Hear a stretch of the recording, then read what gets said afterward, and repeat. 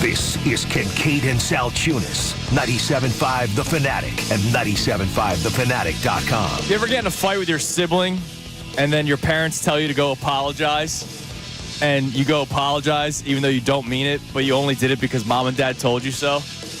That was Nick Serriani yesterday. We'll react to that all day today. It's Kincade Salciunas, 97.5 The Fanatic. This is Kincade Salciunas. Every player, every coach, Howie Roseman, in terms of a roster before the season started, everything about the Philadelphia Eagles yesterday was bad. Watching Jalen Hurts play. Can it be corrected? Sure. Right now, this team has a quarterback problem. Kincade Salciunas. John Kincade, Andrew Salciunas. 97.5 The Fanatic and 97.5thefanatic.com. And a good Tuesday morning, Philadelphia. I'm Andrew Salciunas alongside my man John Kincade. And Johnny, just so people know when they don't overreact, the open is old. Jalen Hurts had a very good game. He did. And the Eagles might still have a lot of issues that they need to work out. But I want the people to know Jalen Hurts had a good game. Oh, yeah, we Sunday. were all over it yesterday. We said it within the first 5 minutes of the show. And then we had to talk about Nick Sirianni the rest of the day, which, hey, deja vu, it's going to happen again. Good morning, Johnny. Good morning, and good morning to everybody. And I didn't have much of that. Betty and Tom were not into – my siblings were older.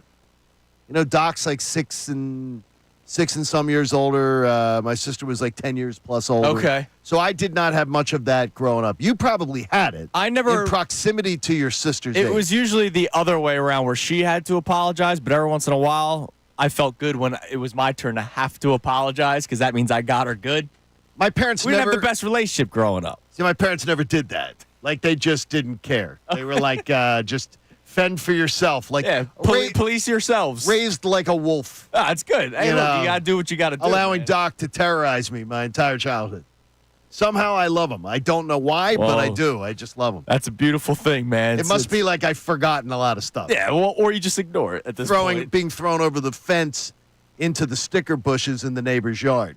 If I pissed him off. That doesn't sound like that was enjoyable. No, it really for you. wasn't. It wasn't. Do you need to talk about it? No, do we need to do a therapy session? Oh, I'm sitting on Oprah's couch one day and letting it all hang out. All right, so Nick Sirianni has become now a national joke. National talking points, national everything. So if you guys would just stop talking about this. Yeah, like so. But making stuff up out of nothing. The Philly media making stuff up out of nothing. By the way, I will tell you, I have something for you that I saved. Mm-hmm. But there is a story going around of what, hey, I'm the fan that Nick Sirianni was yelling at. It's below. That's what it was all about. Bull crap. Yeah. They know exactly what he was yelling about because there were microphones.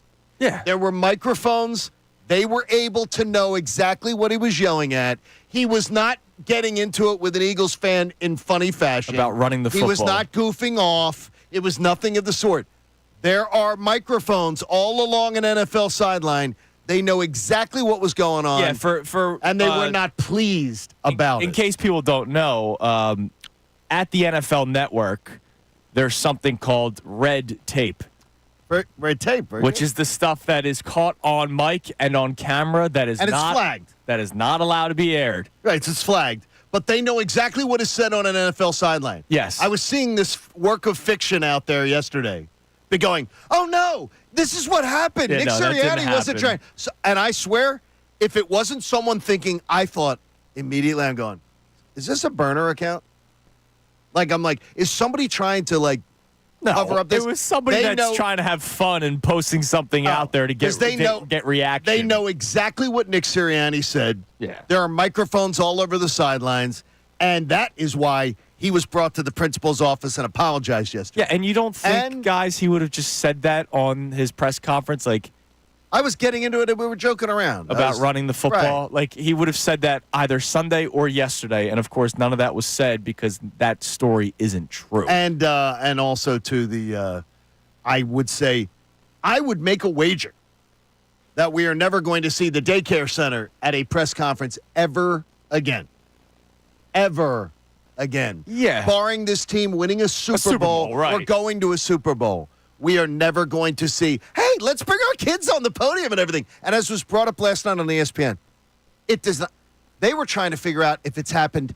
Coaches have done it in a 10-year period. Right. When there hasn't been a championship celebrated. They could think of none. Yeah. It's not normal. It's not a normal thing. It's not a cool thing. It's not no big deal.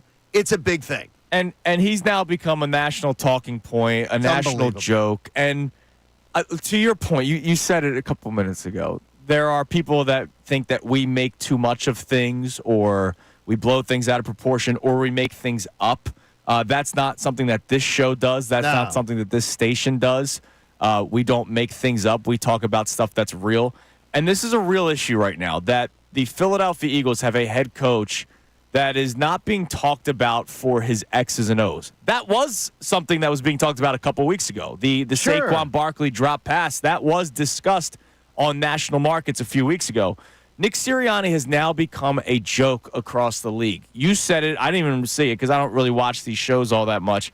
That a few weeks ago, Fox, when they do their joke segments, it was basically all on Sirianni. It was all about Nick Sirianni and the decision to throw the ball to Saquon Barkley. Right. So this guy's become a national joke. They both use their comedy segments to make fun of Sirianni. Right. And look, that's a bad thing. All right, when people who know the league even more than we do are making jokes about this guy and saying the things that they're saying. You know how a lot of people always think, oh, they don't go too far because they want good access, right?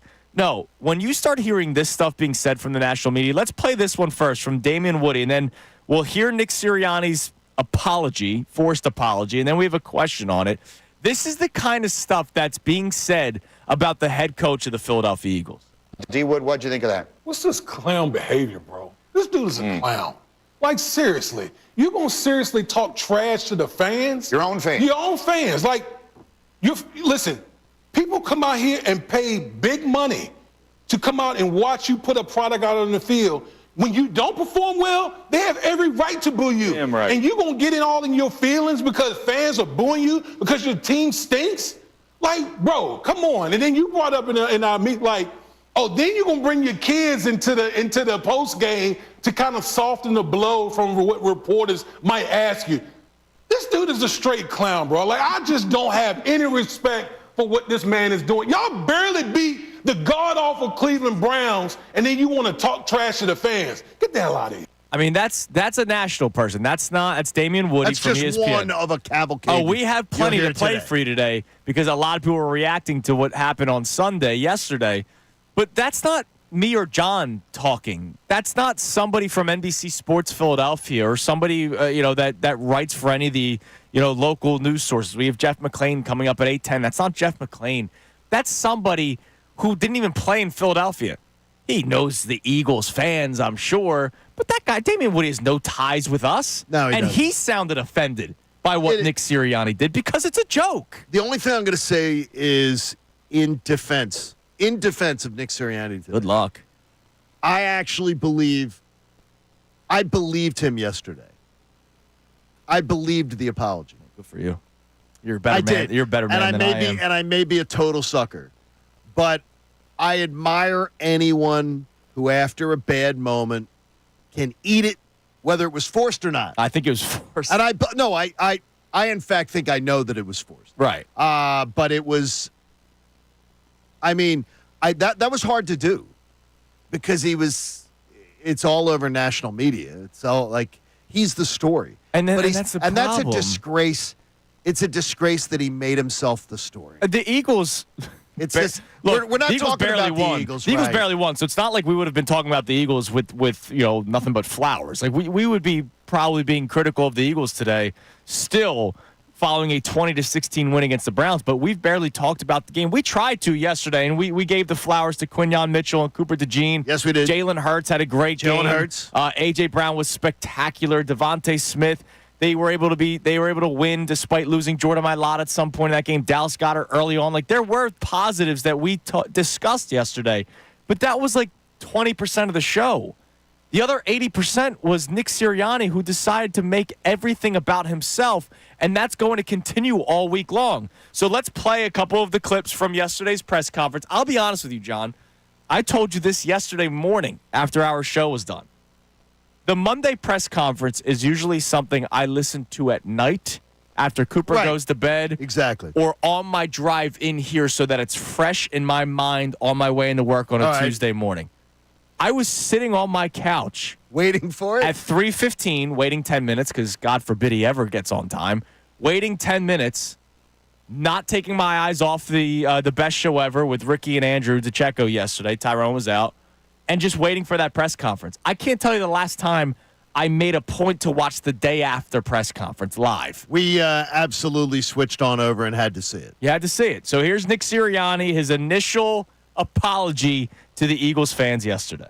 I was trying to bring energy yesterday, and I'm sorry and disappointed on how my energy was directed at the end of the game. And my energy should be all in on coaching, motivating, celebrating with our guys. And I had to have better wisdom and discernment of when to use that energy, and that wasn't the time. And That was where the story again that's circulating on social media is complete bullcrap. Yeah. He was not getting into it playfully with the fan You don't base think he or would have anything like said that. we were talking about running the He football? said we were joking around about money in the football. No. And more importantly there, though, I don't agree with him at all. I was trying to bring the energy. No, Nick. No, you weren't. You were You distracted. wanted to You get got chesty. distracted. Yeah. You got distracted because you were being critiqued, and you decided to melt down. Like it's again. If you, where's your focus? He talks about focus and discernment. You have no discernment. Discernment's never been your thing. Right. You can't not get into fights with opposing players on the sideline, which is as childish as it gets. You're not in the game. You're not in the game. You're the coach.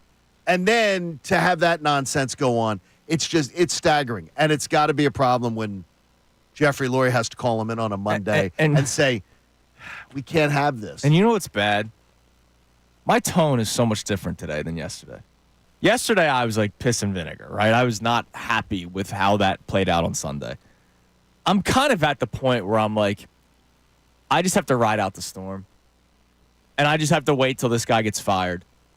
And that freaking sucks. When it's the Eagles coach, that sucks. It's only week 6. Like, I watched 5 Eagles games this year, and I'm at a point of, well, this season's not going to end well. And it's because of the head coach who I didn't want back. And I don't root to be right. I want to be wrong if it's a negative opinion or a negative thought or a negative hypothesis, right? I want to be wrong. I want to be wrong about Nick Sirianni. I don't think that I am.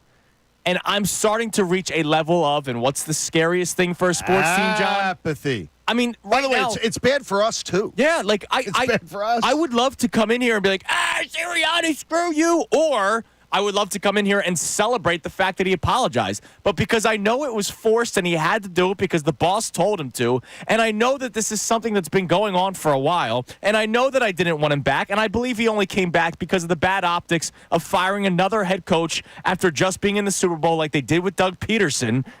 Man, I can't come in here today and find one way or another other than just feeling apathetic at this point. And that freaking sucks. It's week 6, heading to week 7. And you hear all the responses as to why they kept him. And by the way, I'm not running from it. I was one of the people who said, get out of here with the get rid of Serriani thing. Get rid of it. Because I was not there for it. I understand now a lot more why people were after watching it continue to happen. And I just say to myself, one of the things that I should have listened to more, even when his players or ex-players came out in defense of Nick Sirianni at the end of last year, none of them talked about him as a coach. They talked about him as a person. Good guy. And I can tell you, I've heard tons of stories, including where we go down the shore in the summer to stay. Nick Sirianni stays at the same place. And I told you guys when I came back, people are like, Nick Sirianni was like the nicest guy, kindest person, friendly with all the people that like interacting with other guests. Yeah. He was fantastic. He is a fantastic person by all counts. I don't think he's suited. His behavior tells me he's not suited for this job. No. And it's too much. It's too much for him. When you're worried about getting booed in Philadelphia, well, and it's so too much. It's too much. And so to that point, I was going to get into this next segment, but I'm sorry to jump. No. I'll say right now. You said it's too much for him. This guy doesn't. This guy doesn't even know how to express his emotions. So the play calling duties has been too much for him, which is why he's passed them off now numerous times, right? Being involved as a head coach for both sides of the ball seems to be too much for him, which is why Vic Fangio has all the keys of the defense, and nobody's complaining about that. No, not at all, though, especially the way they're playing. And now the way he expresses his emotion, like he has to think about how to express your emotion. So think about it. On Sunday when they play the Giants, and hopefully they beat the crap out of the Giants, which I don't expect them to at this point. I expect them to just win a football game but not feel great about it. He's going to be thinking at some point in the third quarter, should I celebrate or should I tone it down a little bit? Like this guy, when he should be thinking about clock management. Which he was distracted from, correct, obviously, on Sunday. When he should be thinking about, hey, should we run the ball in this situation? Should we go for it on fourth down? Should we do this? Should we do that? Should we send pressure? Which clearly he's talking to Vic Fangio. When he needs to think about football, he's also going to be thinking about how he's acting on the sideline. That's horrible when you have to think about, all right, it's like imagine we're doing this radio show, right? I have the opinion that I want to express on the air. Okay. Wait, does my voice sound good? And now the whole time, not really, does it? I know, I'm sure it doesn't. Not really. As I'm trying to express my opinion to you, I'm thinking, or maybe even listening to my voice more so than what I'm saying. Like, that's kind of where he's at right now. He's got to worry about his emotions on the sideline instead of just coaching a freaking football game. Because he's not prepared for the job. He doesn't know how to handle a Sunday afternoon when the pressure and the focus of this city is on his shoulders. He doesn't handle it well. He doesn't handle the expectations well. When things are going well, and again, when things are going well, they're quite the outfit. I think it's sort of like the Phillies. Yeah, they're front When runners. things are going well with the Phillies, they're front runners. Yeah. They're dancing on my own and all the little, here's all my handshakes and everything.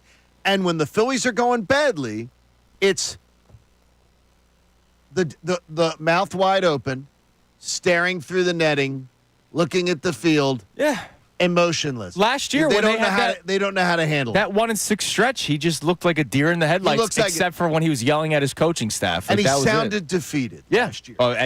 Dude, he sounds defeated again. He sounded defeated yesterday. So here's our question. We'll play one more clip for you, but here's our question today. I imagine a lot of people are going to say no. And hey, I'm one of them. Is there anything that Nick Sirianni can do to win you back at this point? For you to say, all right, he's the head coach moving forward. And I don't mean, let's just finish out the season. No, I mean like, all right, I'm glad that he's the head coach of this football team. I believe they're still in a good spot. I believe he's the coach that's going to get him back to the promised land. Is there anything that Nick Sirianni can do at this point for you to say, yeah, you know what? He's still my head coach. I got his back. I need to ask you and Connor one question about that, though. Mm-hmm. Going into the season, were you guys of an open heart to say, I could change my opinion on Serriani, or weren't you? In all, I'm giving you the truth serum right now. Was your opinion on Nick Sirianni sort of set in stone from what you'd seen? I mean, look, I'm a what have you done for me lately guy sometimes. Okay. And so if they were 5-0 and clicking on all cylinders, I'd go, wow, good for him for bringing in Kellen Moore and Vic Fangio, letting them do their things. Okay. He's the CEO coach. He's motivating the players. Everybody looks like they want to play, which which is huge. I think that's the case this year. It does look that way. But they're 3-2 and they've played 4 mediocre to subpar football games out of 5. So I can't get to that. So before the year, though, and I'm talking about, before opening kickoff of the year, Connor, I was set in stone. There was no way he was winning me back over. And I know what this guy is. I know what he isn't. He's not a play caller. He's not an offensive mind. He's not a head coach that's going to add enough to the team. Yeah, hell, we were saying, not that we really ever got into it, but there was every once in a while a caller or a texter or a tweeter or an emailer that would say, hey, so if the Eagles do win the Super Bowl this year, it's probably because of the offense.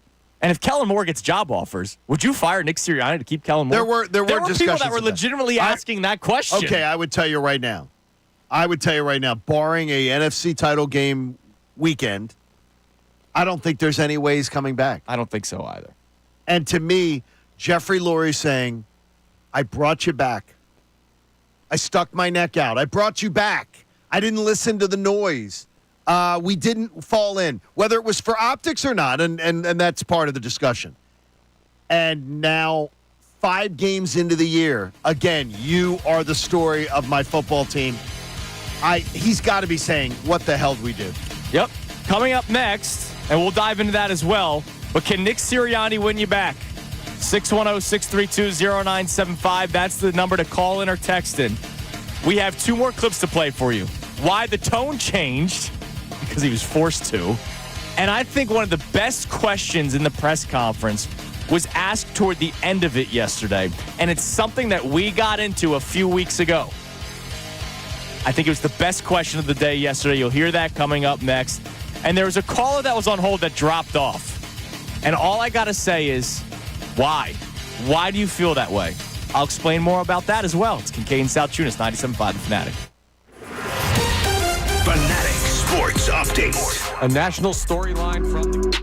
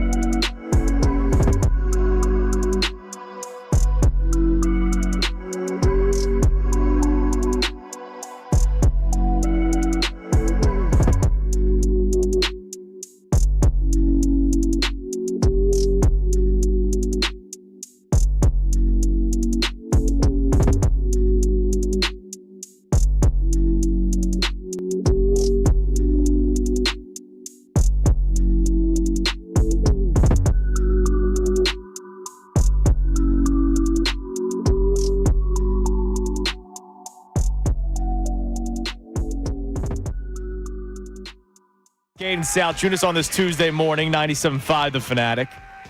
Nick Serriani has become a national joke, not just national talking point, national joke. When Damian Woody, and if you think about it, the NFL, John, is probably out of all the sports the biggest fraternity sport. Like once you're in it, you don't necessarily always badmouth people. Oh, yeah. You know, guys. Like the NBA cannibalizes itself. Yeah. Guys get jobs all the time in the NFL. Whether it's on the sidelines or in the media. Sure. It's a fraternity. There's not many people on the outside looking in that were at some point involved with the NFL. When Damian Woody calls him, and I quote, a clown, that means something. That means that this is exactly how people feel about the head coach. So our question today at 610-632-0975 is whether or not he can win you back. Like, it sucks that I'm at a point right now where unless they start winning football games, that I'm just kind of waiting for the season to end. I know they're going to win football games.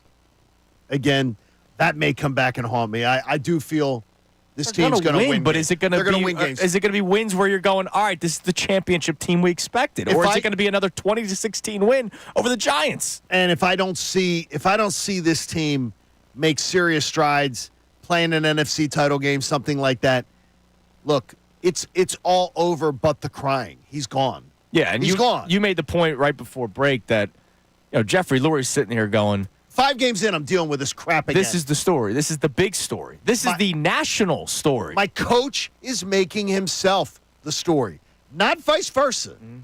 My coach is the one making himself the story.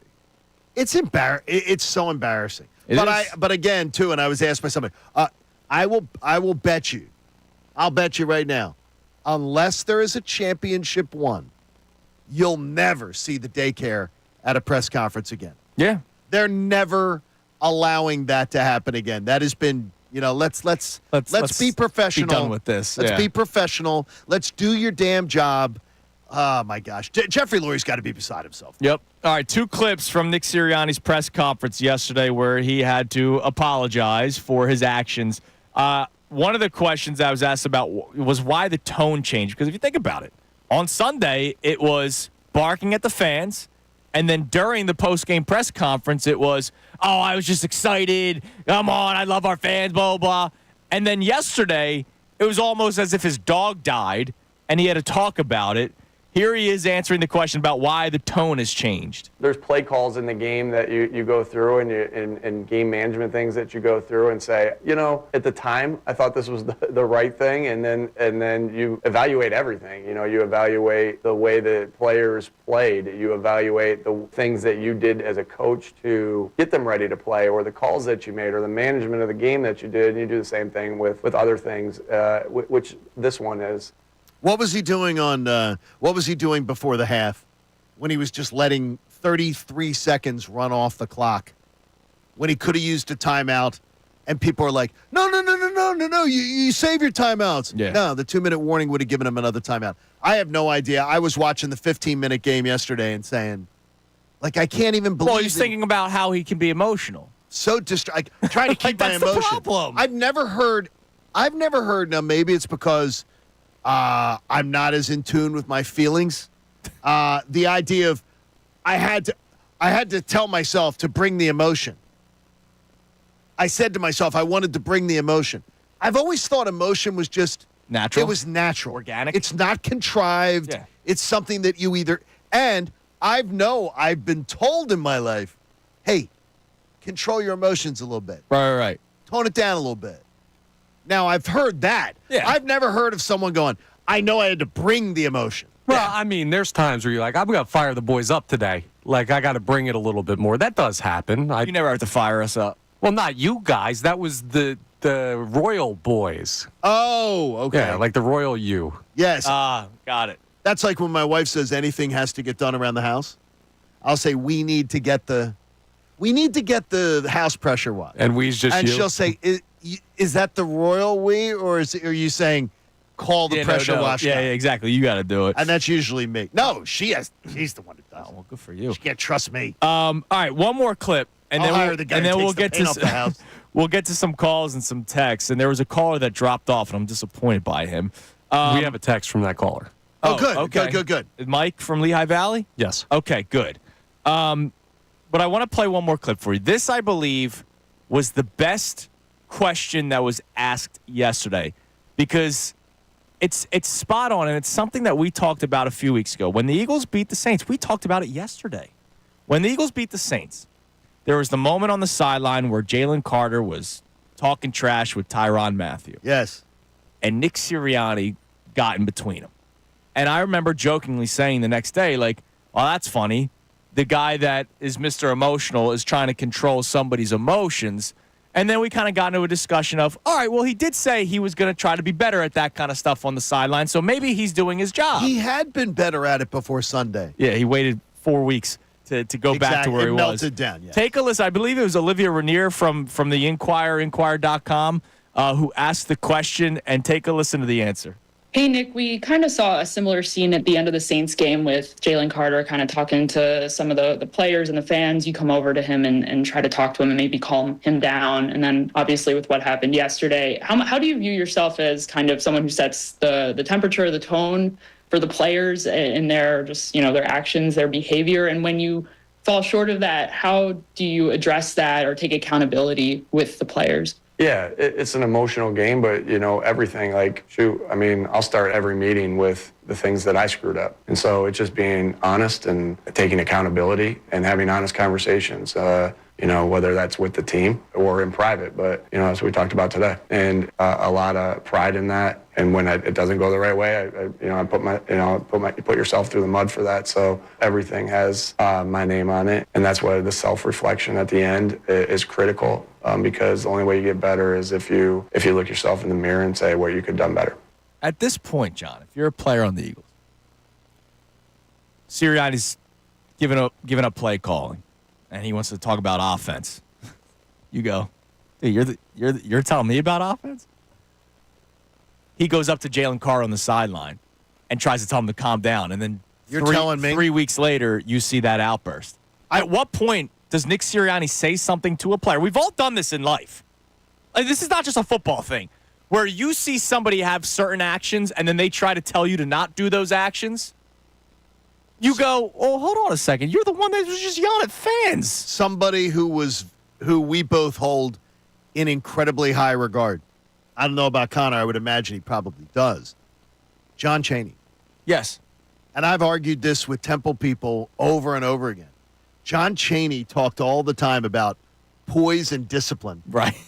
And he was the most undisciplined sideline coach I think I've ever seen in any sport. And I always wondered, how does that – I asked him point blank.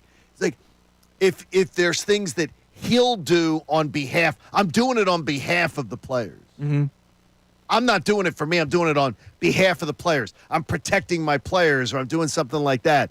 I always thought it was clownish. Well, and I loved Coach Chaney. Of course you did. But I just thought it was clownish. How do you tell people, calm down, be poised, compose yourself when you're completely uncomposed? Well, it's the old saying of practice what you preach. It's unbelievable. And if Nick Sirianni's trying to calm down Jalen Carter 3 weeks ago because he is going to be different on the sidelines this year, and then just 2 games later, 3 weeks later, he's back to his old self. The next time a player – remember last year when the Bills players went up to the Eagles fans and one guy actually put a hand on one of the Eagles fans? Yes. Let's just say a player on the Eagles does that this week against the Giants, goes up to a Giants fan, grabs him by the jersey. What, is Sirianni going to say, hey, don't do that? Don't talk to the fans? He has no right. By the way, I sort of liked it when Jalen Carter was getting a little – yeah, there was emotion. They didn't have that last year. Yes. They all walked like they were dead last year. Plus, I sort of like crazy on the defensive side of the ball. Yeah, but not from my head coach. No, not from the head coach. All right. What did our text Mike in the Lehigh Valley say, Connor? Because he was on hold and he dropped off, and I was disappointed that he dropped off. And I literally just need to know why. So hopefully he did explain himself more in the text message. All right, he says, hey, guys, I was the fan who dropped off. I feel the story of him yelling with the fan like, see, we ran the ball is true. because he's always been one who supported the fans a game. Look at one of the games last year. Bucks, I believe, it was the first one. He was getting the fans hyped up. He can fight with players, sure, but he's never fought with the fans. He knows the fans pay his salary. He doesn't seem like the kind to bite the hand that feeds him. Mike fell for the stupid. The fake He Reddit. fell for the fake Reddit story. He fell for the fake social media story. There are microphones all over the sidelines. That is not true. That is not why he wouldn't have apologized if that was the case. He wouldn't have looked like his dog died. I mean, seriously, it was not. That's not true. That wasn't the story. No matter how much people are going to try to make you believe it on social media that it was. And Mike, originally the comment said on the phone line that It's the being story's overblown. being overblown. No, it's not. It's not. Look at It's not. I mean, Guys this is supposed to be a head coach, man. guys who played in the league, guys who coached in the league are telling you it's not. Yeah. And anybody who's telling you it's not, they don't know the sport then. All right, coming up next, we get to some more reaction to yours. Can Nick Sirianni still win you back? Or are we just kind of waiting for him to be gone? Because that's where I'm at right now. And that freaking sucks 6 weeks into an NFL season that I'm just kind of waiting for the day where it's announced that Nick Sirianni has been no longer the head coach of the Philadelphia Eagles. They'll begin their search tomorrow. I'm kind of just waiting for it at that point. And that freaking sucks. We'll get to your reaction coming up next. It's Kincade Salciunas, 97.5 The Fanatic. The best show ever with Ricky Batalico and Tyrone Johnson. Yo, we gonna keep it real.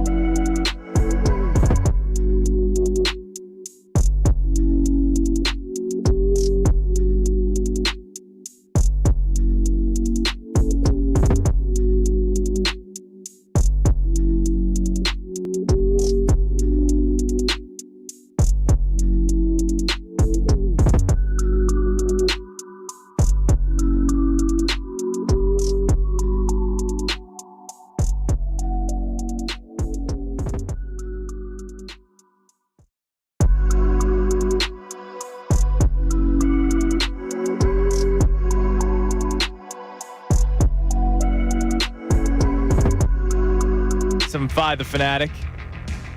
Jeff McClain, of course, joining us today at 8:10. We'll get his thoughts on everything going on with Nick Sirianni and the Philadelphia Eagles. The problem is, the sad thing is that I'm saying Nick Sirianni and the Eagles because Nick Sirianni has made himself the story, and that's bad.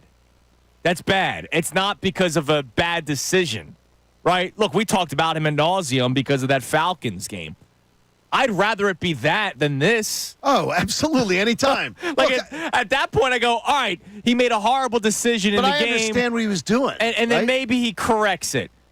This isn't something that you correct. This is his personality. And he now is thinking he is going to overthink how he is acting on the sideline, which may make him slip up as a coach during the game. He's thinking too much now. It's absolutely crazy. It's crazy to think that when you have to worry about how you react to things and how your emotions are, it's nuts. It is. It's not. That's nuts. And that's where he's going to be at. Let's go to the phones. We'll get some texts as well. Let's go to Gus in Souderton. Gus, you're on 97.5 The Fanatic. Good morning. Good morning. How are you today? Good, Gus. What's up, buddy? I thought that your question this morning was the question that was on my mind driving into work. Excellent question. To the point that I don't think Nick will ever be able to change the way he is because, let's be honest, a human being, that's how he is as a human being, and that's not something we can change in an individual that's 40-some years old. I think that's always going to play a factor, and my biggest concern would be is hopefully it doesn't come to a point where it's a critical situation, playoffs, and his emotions get the best of him. Dude, in the Super Bowl, when he's talking to the Chiefs, and his telling them to move quarterback- back, and the quarterback has to stop him. Let me ask you something, though, Gus. Okay, so he's 40-something, and I get you. His behavior should not have to be corrected like this. But can I ask you this, though, is 40-something-year-olds go to therapy all the time? Go see. I mean, I'm being honest. Do you really believe they can't change? That someone his age just can't change? Because I would hope that he could mature. I would hope that he could change his behaviors. We haven't seen any evidence that he can, but that's what I would wonder. I actually, the reason I chuckled is because I'm in the field of therapy. Oh, you are? And, Oh, wow. yeah. So it's interesting because it's very difficult to change a 12, 13, or 14-year-old, let alone a 40-year-old where their habits have already been created. If he can't control himself now, that's just who he is as a human being. So that's you the way don't. It's sort of like he would just have to learn coping mechanisms. No, I mean honest. I'm not trying to use all the buzzwords. No, but I don't think. He sure could, but just like the point earlier in this morning about how his player Jalen was blowing up in New Orleans. What sort of example is he to his players if he's not able to? Right. Next time, like if I'm a player, and thanks for the call, Gus. We appreciate your insight. If I'm a player and I'm talking smack and Sirianni goes, oh, remember the Derek Barnett's always him thing? Yes. Dude, it's always you. You're now all of a sudden the problem. I get it. He hasn't been flagged. It's not like Nick Sirianni got flagged 15 yards for talking to the fans. But how can you say it's always him about Derek Barnett, even though we all agreed about Derek Barnett getting flagged, and then you're the one that's going to be talking smack to opposing players? You're going to be talking smack to your own fans to the point where it might become a distraction for this team. And it is a distraction when it's all over the national media and every player has to talk about it. I know Jalen had his back. Brandon Graham had his back. Chauncey Gardner-Johnson had his back. They all said that to the media. Correct. But it's now becoming a distraction. They all have to talk about it. How about this? I know for a fact that Eagles players had to be briefed, I'm sure, after the game to be prepared for questions about Nick Sirianni. That is a joke. That's not normal. Yeah. Everybody who tries to say, oh, my gosh, they're still talking about this? They're making a big deal out of it. It's like Philly media. No.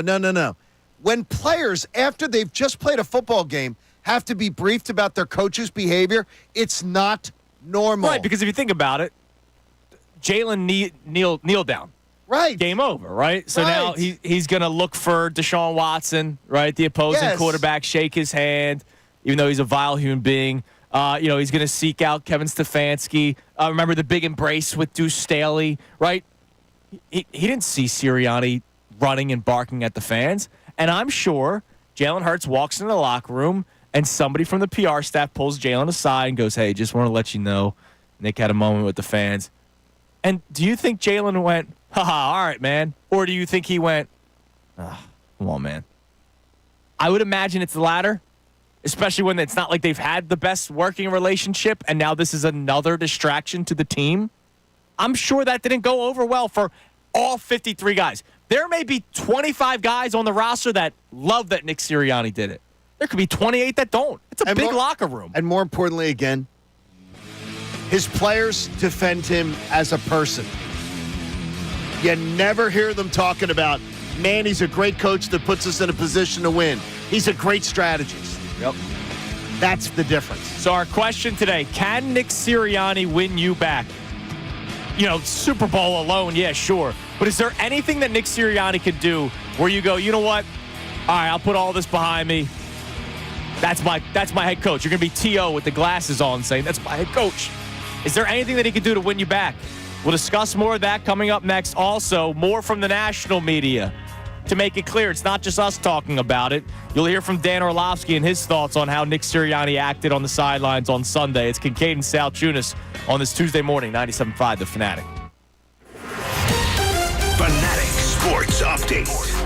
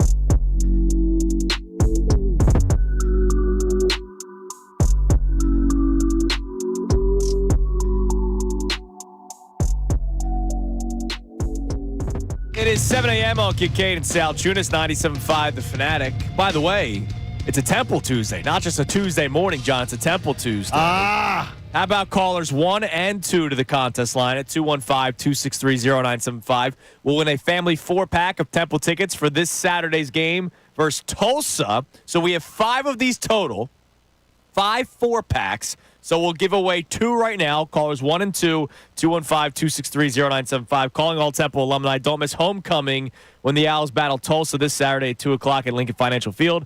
Kids 8th grade and younger can score a touchdown on the field after the game, which is pretty cool. Hopefully we can recruit a few of them. That would be great. Visit owlstix.com. Get them early. Get them early. Yeah, do the Saban way. You see some talent. Make an offer. You're crawling already, kid? All right, we're gonna bring you in. By the way, Saban is awesome. Oh, he's great. On television. He's great on College Game Day. Yeah, he's tremendous. Enjoying life. He's tremendous. All right, so our question today, is there anything that Nick Sirianni can do to win you back? Now, I love it. On social media, we posted the video of us asking the question. Shout out to B. Gunn, who's here today. People are just responding with, yeah, win football games. And, like, yeah, I get it. But let me ask you this, to Sean W., who responded with that. If every win is 20-16, 20-16 against the Giants, against the Jags, against some of the other lesser opponents in the NFL, are we going to be saying, hey, I'm glad they're just winning football games, or are we going to be saying, all right, this team isn't a legitimate threat? Yeah, but that's an improbable scenario. What do you mean? Why? They're not going to win every game 20-16 by the skin of their teeth. Eventually, I have to imagine at some point in the future timeline of the universe, have all been skin of their teeth. 3 wins. They play 17 games. In the timeline of the universe, the Eagles will once again win a football game by 2 scores. Okay, but the thing is, Connor, I get what you're saying. I get it. It sounds logical. What you're saying sounds logical, and it should very well happen. But I'll just take you through. Last year, what we lived through. Yeah. Winning by 5, winning by 6. They did win by 14 when you were down in Tampa with Bob and Pat. They won by 3. They won by 9. They lost by 6. They won by 14 against Miami. That was the last double-digit. That was October 22nd. That was the last not double-digit. 2-score victory and that then the Eagles they won. had. Then they won by 7, won by 5, won by 4, won by 3. Then they lost 3 in a row. Won by 8 on Christmas Day, and all the other losses that have compiled. I think it's fine for somebody to say, what if they squeak by every single time? Because that's all we've seen for a calendar year. It's terrible. Like It's terrible. I don't see anytime soon, and hopefully I'm wrong on Sunday. I don't see anytime soon a performance that you saw at the Detroit Lions this past weekend. What was it, 47-9 against the Cowboys? Forget the opponent. The Giants stink, so you should think about the opponent. The Eagles have done nothing for me to say, I can see one of those games coming. Yeah, well, 47-9 is not a realistic expectation. All right, fine. 37-9. Also not. Let's do 27-9. Let's do like 25-10. Can we do that? Sure, that would be. All right, I don't need 37. That would be a cover I don't in most need games. 47. The bar's still way too high in there. All right, like 25-10, win by 2 scores. Beautiful. All right, I don't see that coming anytime soon either. And that's why when I see, as long as they keep winning football games, Nick Sirianni can win me back.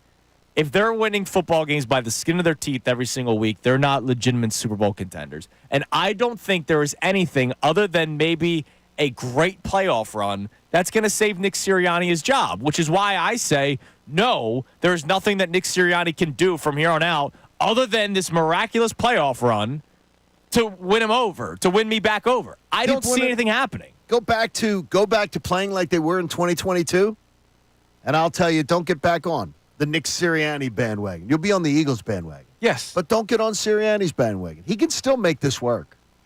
In my mind, he still can. Whether I think it's going to happen or not, I'm not telling you.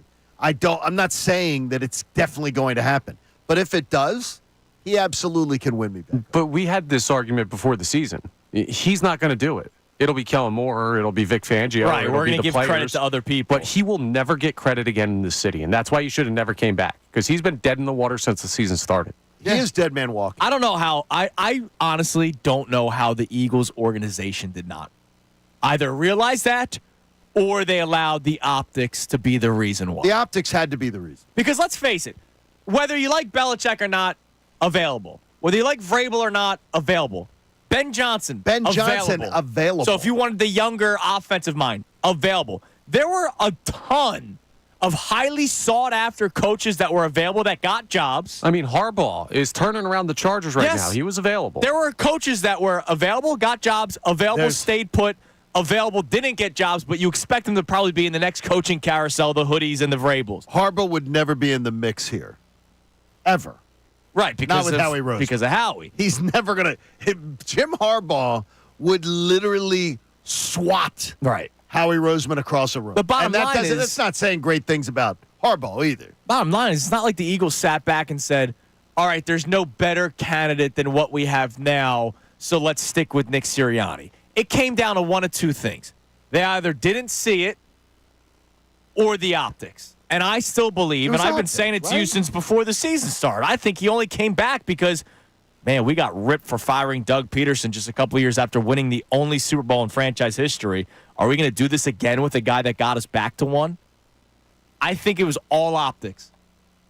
And you've been saying it, John. Should Howie Roseman be allowed to hire a fourth head coach? No. I don't think he's going anywhere, but that could have been one of the reasons, too. I mean, to me, he should not. Howie Roseman should never get to hire another coach. He shouldn't. Oh, you know he's going to. Jeffrey's not letting go of Howie. And I don't think he should, honestly. Really? How many times can you make the wrong hire at coach? Another time? Like, I don't know. You're making the wrong hire. When a guy is winning and you have to fire him, a guy has won like a Doug Peterson, like a Nick Sirianni, you hired the wrong guy. See, I'm not going to defend where Serriani is now, and I'm not going to defend the firing of, Doug Peter. I'm all fine with how it worked out. But the last two coaches he's hired, one has won you a Super Bowl. One has brought you to a Super Bowl. This is we get caught up in Philadelphia too much. Do you know how many teams have hired coaches that have never gotten them close? I would say that he's had successful hirings when you look at the large sphere of the NFL. And I will ask this, John, and a serious question. Do you believe Howie hired Chip Kelly? Do I believe he was? I believe he's heavily involved. Heavily involved. I thought it was like a Jeffrey Lurie. No, Jeffrey Lurie was wanted Chip. No, Jeffrey Lurie was absolutely the main cog in getting Chip here. Right. No questions asked. So, is it his fourth coach he'd be hiring, or is it his third? I think it's his fourth. Okay. I mean, I don't know. Is that I understand where you're coming from. All I know is how he got kicked to the broom closet when Chip came in. So I don't know how much he wanted Chip Kelly. It may have been a condition on him taking the job. Could have been. Chip Kelly's like, I don't want him around. Right. All right. We'll get to some text messages, some more calls. Again, our question today: is there anything that Nick Sirianni can do to win you back over? And I know a lot of people are going to give the easy answer of, if they win football games. And that is... Are you happy with how the Eagles have played so far this year? They've won football games. They have more wins than losses. That is correct. That is fact, that they have more wins than losses. Are you happy with this football team? Because you shouldn't be. I can't tell you how you should feel, but I'm going to tell you that I'm not happy with this football team, and it starts with the head coach. They're 3-2. Yeah, they're above 500. They haven't looked like a quality football team. They have not. 610-632-0975. Before we get to the text and calls, the national media had a field day with Nick Sirianni yesterday, deservedly so. Again, we played the clip earlier today from Damian Woody, who called him a clown. Here's Dan Orlovsky yesterday talking about Sirianni. I always knew that they were going to miss Jason Kelce on the field. He misses Jason Kelce in his leadership. Jason Kelce was one of the greatest representations of an Eagle when it came to understanding the fan base. When we're great, there's no one that's going to cheer for you more. And when you stink, they're going to tell you and let you know that you stink. And he embraced both elements of that as good as you can. And I never thought that his absence would make the coach lose sight of that. You know what the fans hate in any fan base, but certainly in Philadelphia? When you as the coach or player express to them that you believe you're more important and better than them. And that's what his behavior does. He's telling the Eagles fans, and he's acting to the Eagles fans, that I'm better than you and you're beneath me. In that city, I'm not from there. My wife is from there. In that city, that doesn't fly. So coming up at 7:30, John, thought that was a pretty good summation. It was. We're going to have a little exercise in about 20 minutes.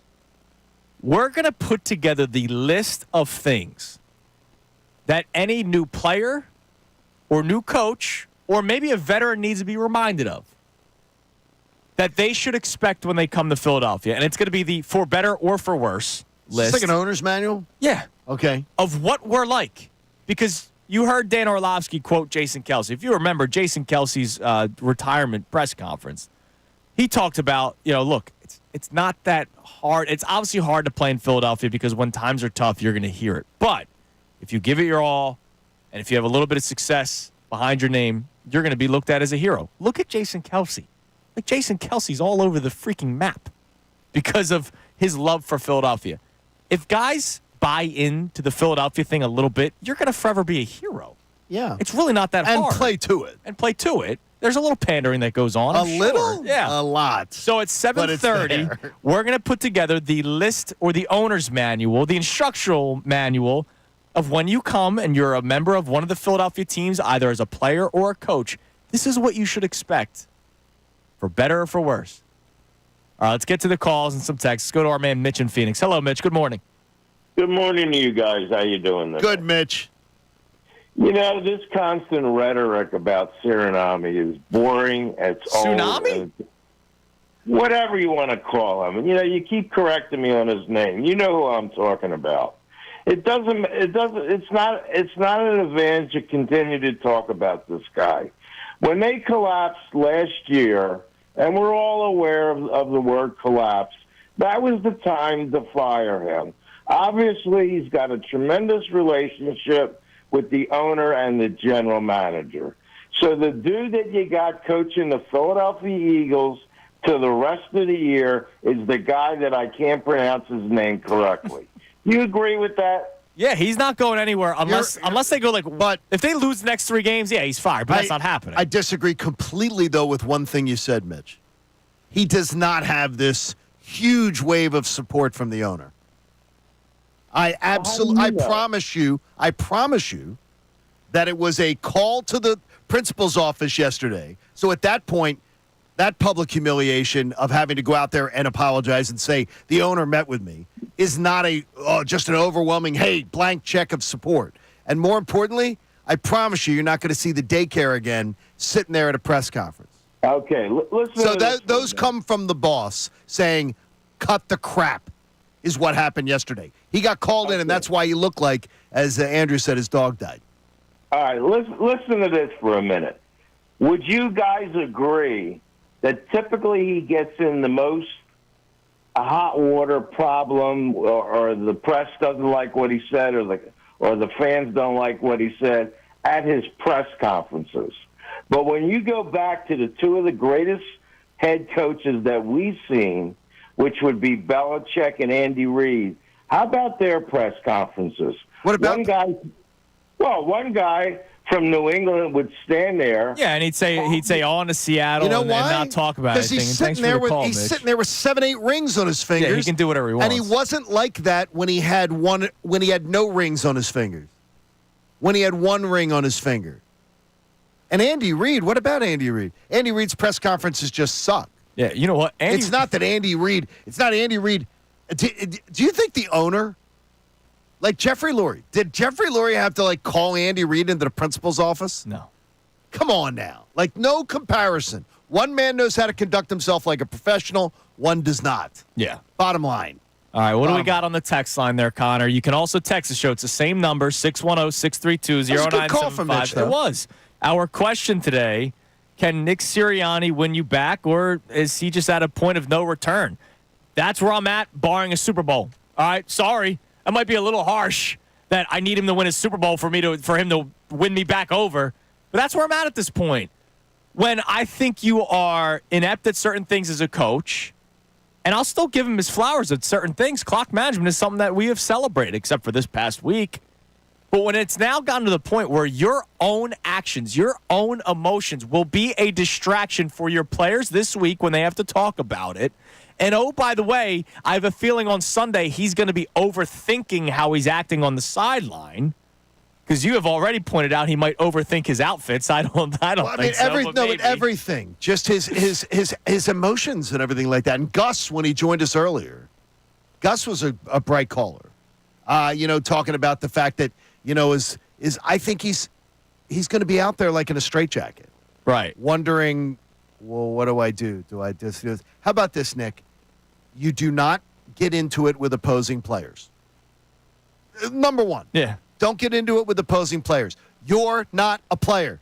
Compose yourself. Be paying attention. So that way you're not distracted. Nick, put your listening ears, leave them in the locker room. Don't bring them out because you're worried about what people are yelling at you behind the game. I've never heard something like that. No, you just got to be fascinated. Focused on the game. I'm fascinated by it. All right, what do we have on the text line, Connor? Jerry from Northern Virginia says, no matter what a buffoon Nick Sirianni has always been, I didn't think he would be fired midseason. Now, even though Aaron Rodgers isn't our GM, I actually think it's a possibility. Also, has Lurie ever hired a head coach with NFL head coaching experience? He got lucky with Andy and Doug. Yeah, he never did. No, never did. Head coaching experience was Chip. Yeah, but NFL head coaching experience. NFL was not. No, Correct. he's not. And the thing is, I have no problem with that strategy, though. I really don't. No, neither do I. I have no problem with it. It's worked. Even Chip Kelly, if he wasn't such an ass, they were 10-6 the first 2 years. He was just an ass. Now, here's the thing is that going all the way back to Jeffrey Lurie's first hire, Ray Rhodes. Ray Rhodes was a good coach for a while. Yeah. And then his own behaviors and his own things betrayed him. Andy Reid was freaking... Are we living that again? Andy Reid was freaking incredible.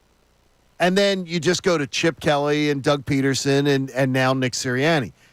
I don't think the deep dive into how are they going to handle pressure, how are they going to handle is done effectively enough. Right. And whether that's not done by Mr. Lurie or whether it's not done by somebody else. But it is. And it's bad optics as to who you hire when you keep having to fire people that are successful. Yeah, I mean, that are somewhat successful. If you think about it, Chip Kelly, ass, right? Right. Not a good person. No, not a good person. And flaws with the system, clearly. Guy was, 10-6, 10-6, and 6-9 when he got fired? I think it was. So plus 500 record. Doug Peterson wins you a Super Bowl, gets fired early after. Nick Sirianni gets you to a Super Bowl. Legit chance he could be fired after this season if they fall short of expectations. That's 3 coaches in 10 years? It's one of the good things I like about social media. One of the few that you could just go back from the day he was hired. I was anti the Chip Kelly hire. And I think it's because, and the fans were overwhelmingly in support of it. Mm-hmm. I think that the problem to me was, okay, people haven't watched college football. Could be, yeah. They know the guy's record, but they don't know the guy. Right. And everyone in college football circles told me, that ain't going to work, and it's not going to work. In the NFL, yeah. It might work in college, but not in the NFL. It's not going to work in the NFL. All right, what else do we have on the text line, Connor? All right, let me go ahead and pull that back up. Sorry, buddy. Jason says, the owner and GM are making us suffer through this clown over either money or thinking this team is something they are not. They're not a contender. Fire him and make Kellen Moore the interim and see what you have there. And if Kellen Moore isn't special, get Ben Johnson this offseason. I promise you it's not about money. Yeah, exactly. I promise you it's That's not about money. And a couple things. Look, the fire him, if you asked me today, hey, Andrew, true serum, would you fire Nick Sirianni today? I would say yes. You would? I would. But I'm not an owner of a football team. They're not going to. Like, he's not getting fired unless they have a catastrophic next 3 weeks against 3 bad teams, right? If they keep on eking out wins, they're winning football games. If they're 6-3, we're not firing him. No matter how the games may have looked, they're not going to fire him. They're not going to do that. So for anybody that's calling for his job because of his outbursts on the sideline and his actions in the press conference on Sunday, that's not going to happen. What will get him fired is them losing football games and falling short of expectations, right? Like, his actions aren't going to get him fired. They're not. No. Unless they continue and they lose 2 or 3 games in a row. All right, coming up next, we're going to do this instructional manual. Is this going to make us feel better or not? That's the question. No, I think it's just hey, if you're a player or a coach, right, this is what you have to deal with for better or for worse, so just be prepared. Right? They briefed Jalen Hurts on the press conference. Oh, they warned him. We're going to brief the incoming players and coaches and maybe remind some of the veterans that, for better or worse, this is how it is here. So we do that next. It's Kincade Salciunas, 97.5 The Fanatic. Fanatic Sports Update.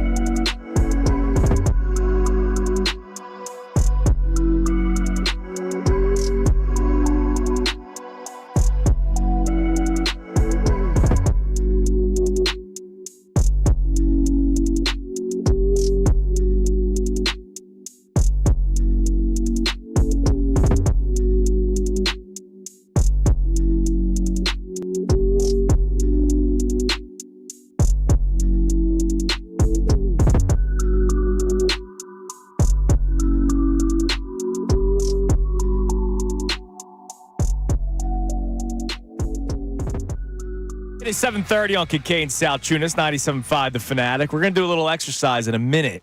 The for better or worse list of things to expect if you're a player or a coach playing for Philadelphia.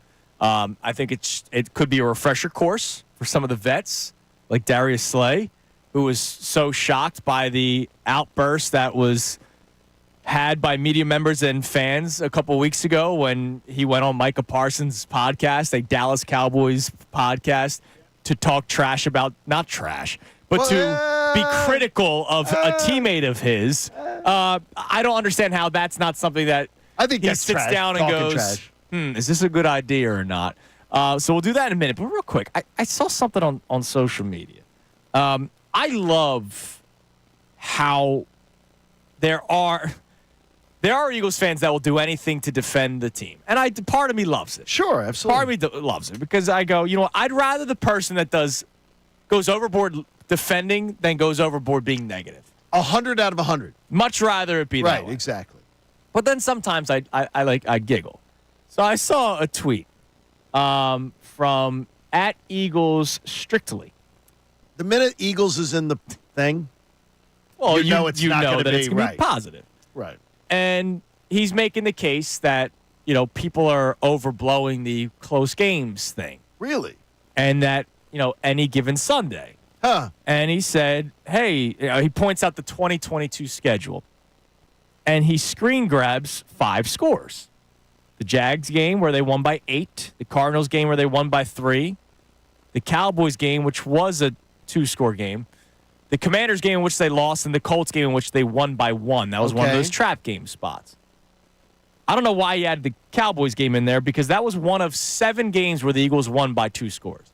And that was the Cowboys' backup quarterback game. Yeah. That was the year when the Eagles got to the Super Bowl. Yes. So, yes, the year they got to the Super Bowl, they did not blow out every team. But they had 7 wins of 2 scores or more. They were blowing 7. teams out and sitting Jalen Hurts in fourth quarters of games. So just because you What are you can talking point about? out 5 games that were tight, that doesn't mean that every game should be tight this year, and that means that they'll still go to the Super Bowl. Okay, that is come on, who's making that point? I mean, who was doing that? I get it. @Eagles Strictly. I get it. Come on now. We're finding ways to make ourselves feel better about this football team. And it's only been 5 games, so they could have blowout wins the rest of the way. I just haven't seen anything for me to believe that just Now, yet. I wonder why he stopped there. Why didn't he go to Green Bay where they put up a 40 burger, and Tennessee where they won by 25, the Giants when they won by 26? Yeah. Because he's trying to make his point. I get it. He's trying to make the his thing point. is, you can't take the snapshot of one and then just go, well, wait a minute. If I go to the other side of either one of those stretch of games, the Eagles were blowing people up. Unless had people 7 believe that we're in a snapshot of this season right now. And that could be it. And that's what But I just we're said. not, Maybe though, he because thinks it'll all of a sudden turn around and they're going to start blowing teams It's out. a calendar year. It's not a snapshot. You can't do that. Can't do the happy talk. It's a calendar year. Some people can do the happy No, but talk. they're doing the happy talk. It's not based on anything. Well, some people look for the happy It's talk. calendar And year it could that we're be. talking Listen, a month and a half ago, we were calling this a 13-win football team. Yeah. about. I said 12, but it's all right. 12, 13. It's based on something. It's not based on what we're It's seeing based right on now. talent. Yeah, exactly. And that talent still exists. I'm not going to defend that. I'm not going to say this team's going to figure it out because we don't know. But if Right. you're a fan of this team and you want to go back to the talent level they have and try and make yourself feel okay because you'd prefer to do that than talk about the head coach. coach is dead, the team stinks, they won't gonna win. go to That's a- why I don't blame him. I You're don't going to go to a blame him. 5-game stretch from 2022 and cherry pick a 5-game stretch where you could go on either side of that stretch that same year. Yeah. It means nothing. What matters is the reality you're living in now. Yeah. It's great to play History Channel. And if you want to do that, you can put in the 2022 season DVD and watch it. It means nothing. The now reality to is this they team. are a 3-2 football game that has And 3-2 hopefully it'll football get team better. that has played one somewhat complete game. And that's the reality. And hopefully Very true. they play their second complete game on Sunday. All right. Well, we need it like we need oxygen. Damn right we do. All right. What are some things you would add to the owner's manual of the for better or worse Philadelphia fan trait that a player coming into this city a new player, a new coach has to be prepared for and unfairly at times just deal with, right? Because let's face it, there are horrible people in every fan base, including this one. There's horrible people in Philadelphia. That's nothing crazy.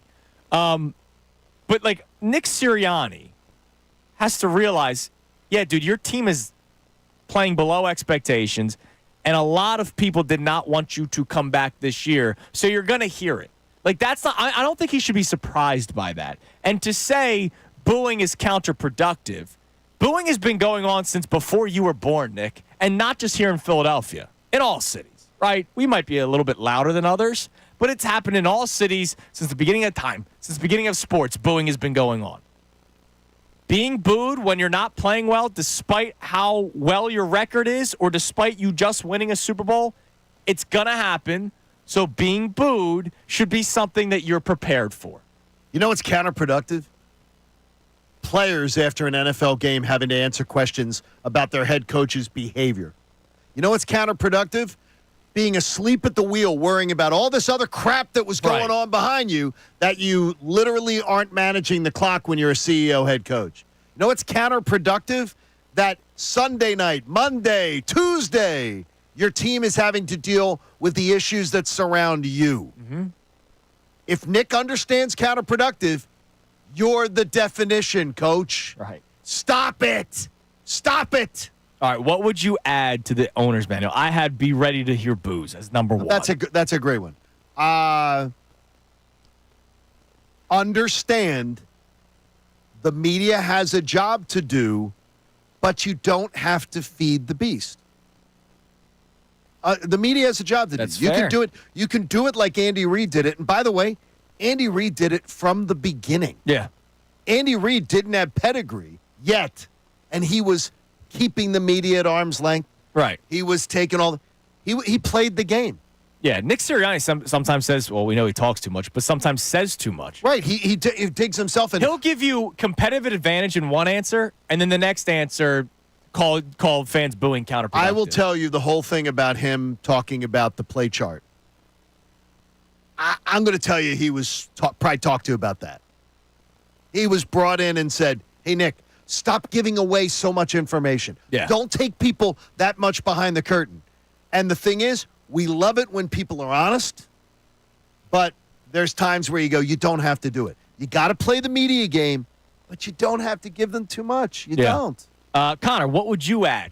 You guys, an incoming player or coach? Yeah, you guys got two that are already on my list. I would add another one in here. Be accountable. Bring up your problems when we do or before we do.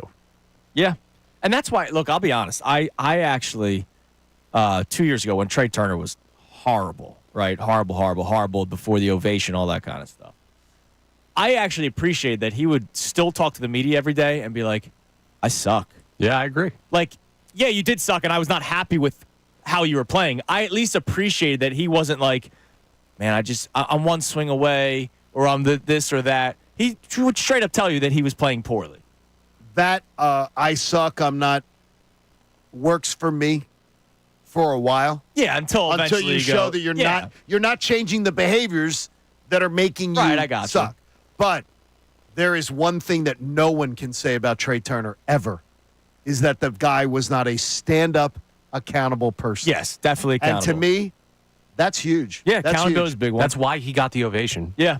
I'll give you another one. And this is, again, fair or unfair. These are for better or for worse. Okay.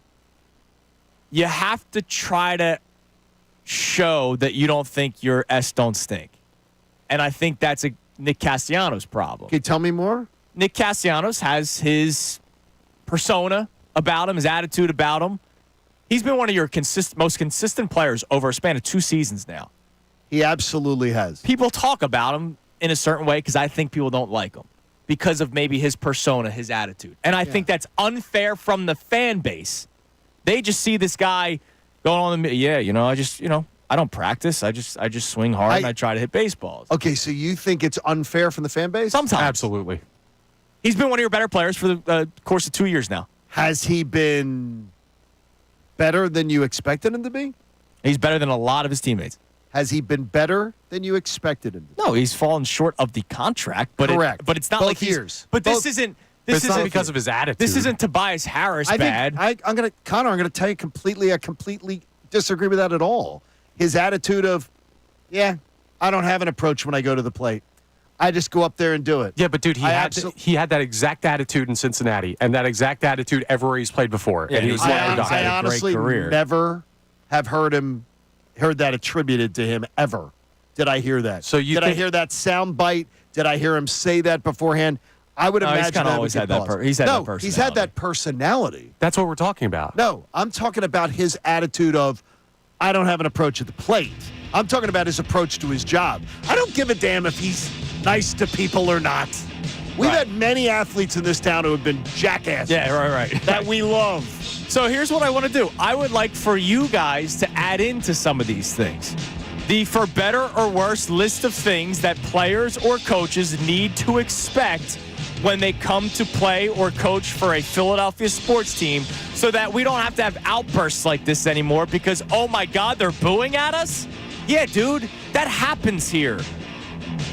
As much as we have changed and probably grown in society, and we have talked about how this fan base has probably gotten a little softer over the years, booing still happens, so be prepared for it.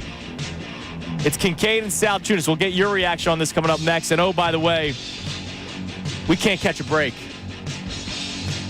Talk a little Sixers next as well. It's Kincade and Salciunas, 97.5 The Fanatic. The best show ever with Ricky Metallica.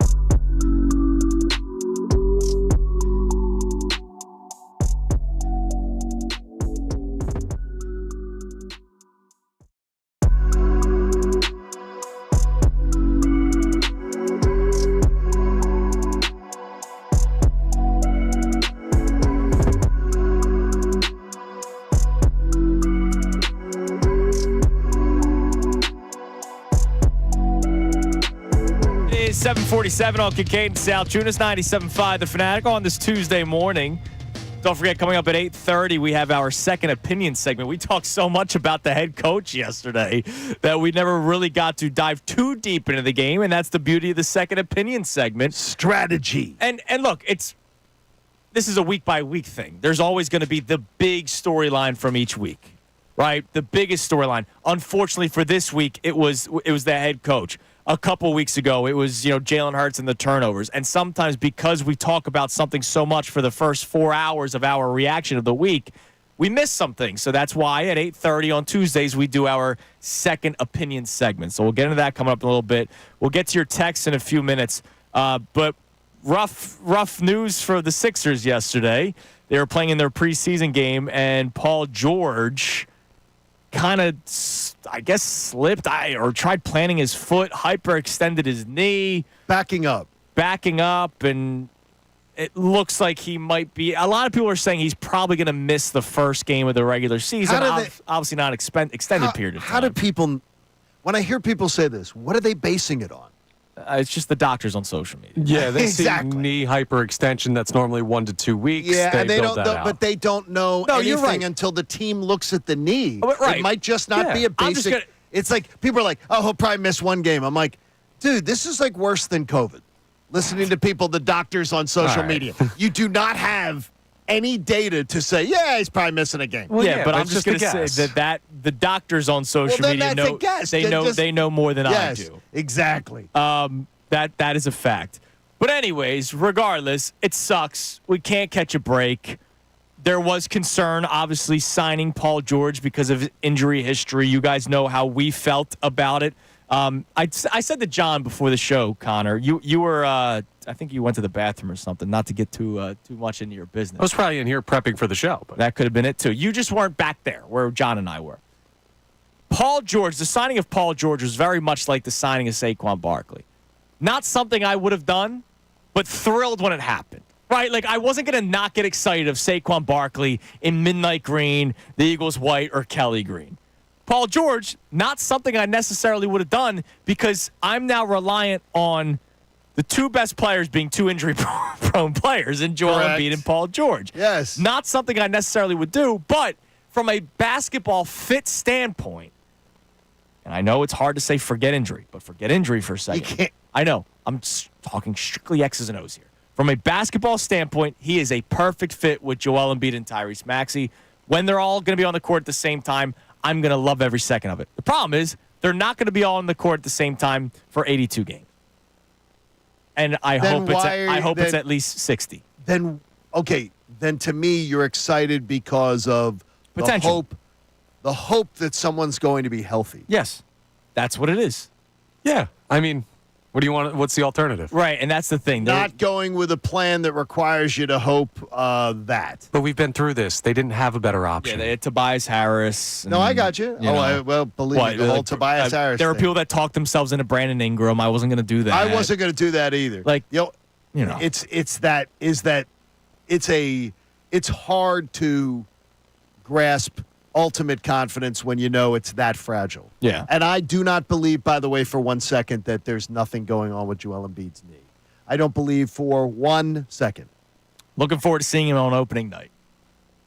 Don't believe for 1 second that we're talking about just a non-story at all. Well, it'll always be a story because No, I think he's there's a always got story of issues. something going on. But I think he'll be okay. Could be. Yeah. Could be. I'm excited. I don't know hear what the Matt, I'm doctors excited on to hear Matt Cord social announce his media are name. saying. If the doctors have checked in that Embiid's fine. Yeah, It's but fine, Ron totally Long, fine. we can't catch a break right now. We can't. No, dude, like, what are we doing here? Like, Yeah. are we serious? It's every single week. It's every single day. Can we not have happiness in this city? Well- and then when we get close, it just hurts more. Why do we have to keep doing this? Like Jordan Mailata. Because you're a Philadelphia sports fan, Connor. Jordan Mailata, they're going, misses a couple weeks. What would you guess with a big man like that in that position where you constantly got to get leverage?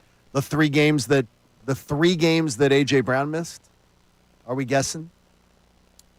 Could be different level of the hamstring. Right. It could be. They haven't told us that. Yeah, competitive. I don't think it was advantage. How about this? John? I don't think it was a grade 1. No, or whatever it is. No, that looked the nasty. Way that when he he's was, on the crutches, and I get and he's 350 pounds. And supposedly like a warming cast the type of thing, like an air cast that sort of warms it and everything. By the way, sounds comforting. It does sound nice. But that didn't look like just a simple one. Right. We're hoping not.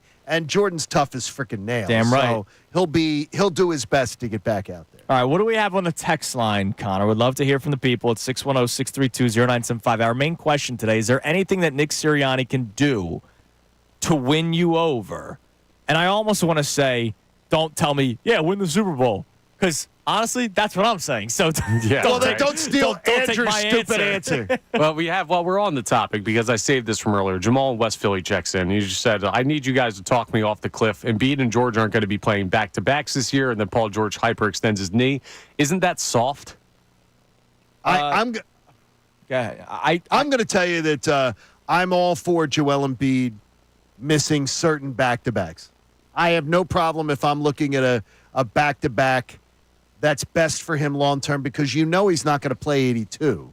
Yeah. So I'm okay with it being strategically implemented. I got no issue. Yeah, it's just like if it's a Grizzlies one game and Nuggets the other game, play the Nuggets game. The fact that you built a team around two guys that most likely aren't going to play in back-to-backs is troubling to me. That's because why then it affects you in 2 games. But you hope that come playoff time. Yeah, but you hope you're not healthy and ready to go. Yeah, don't be a playing. Yeah, don't be a playing team. Well, that please. Maxey guy should make you not an 8 seed. He's pretty good. All right, coming up next, your next chance to win $1,000. We have today's headlines with Connor Thomas, and then we'll speak with Jeff McClain.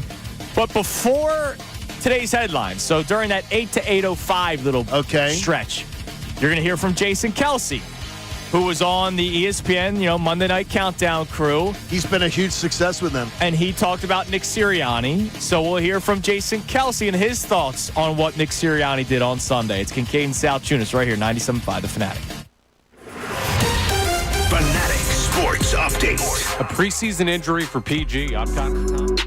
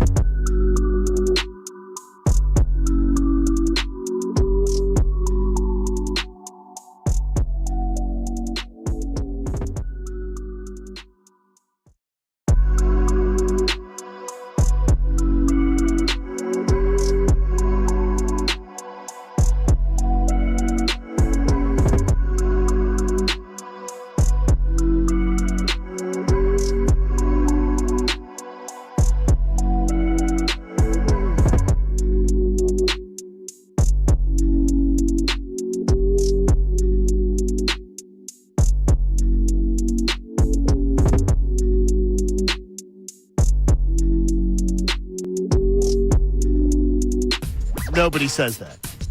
I've heard Nobody it. speaks like that. Thank you much. Connor, you're very smart. I've had too much to eat. There you go.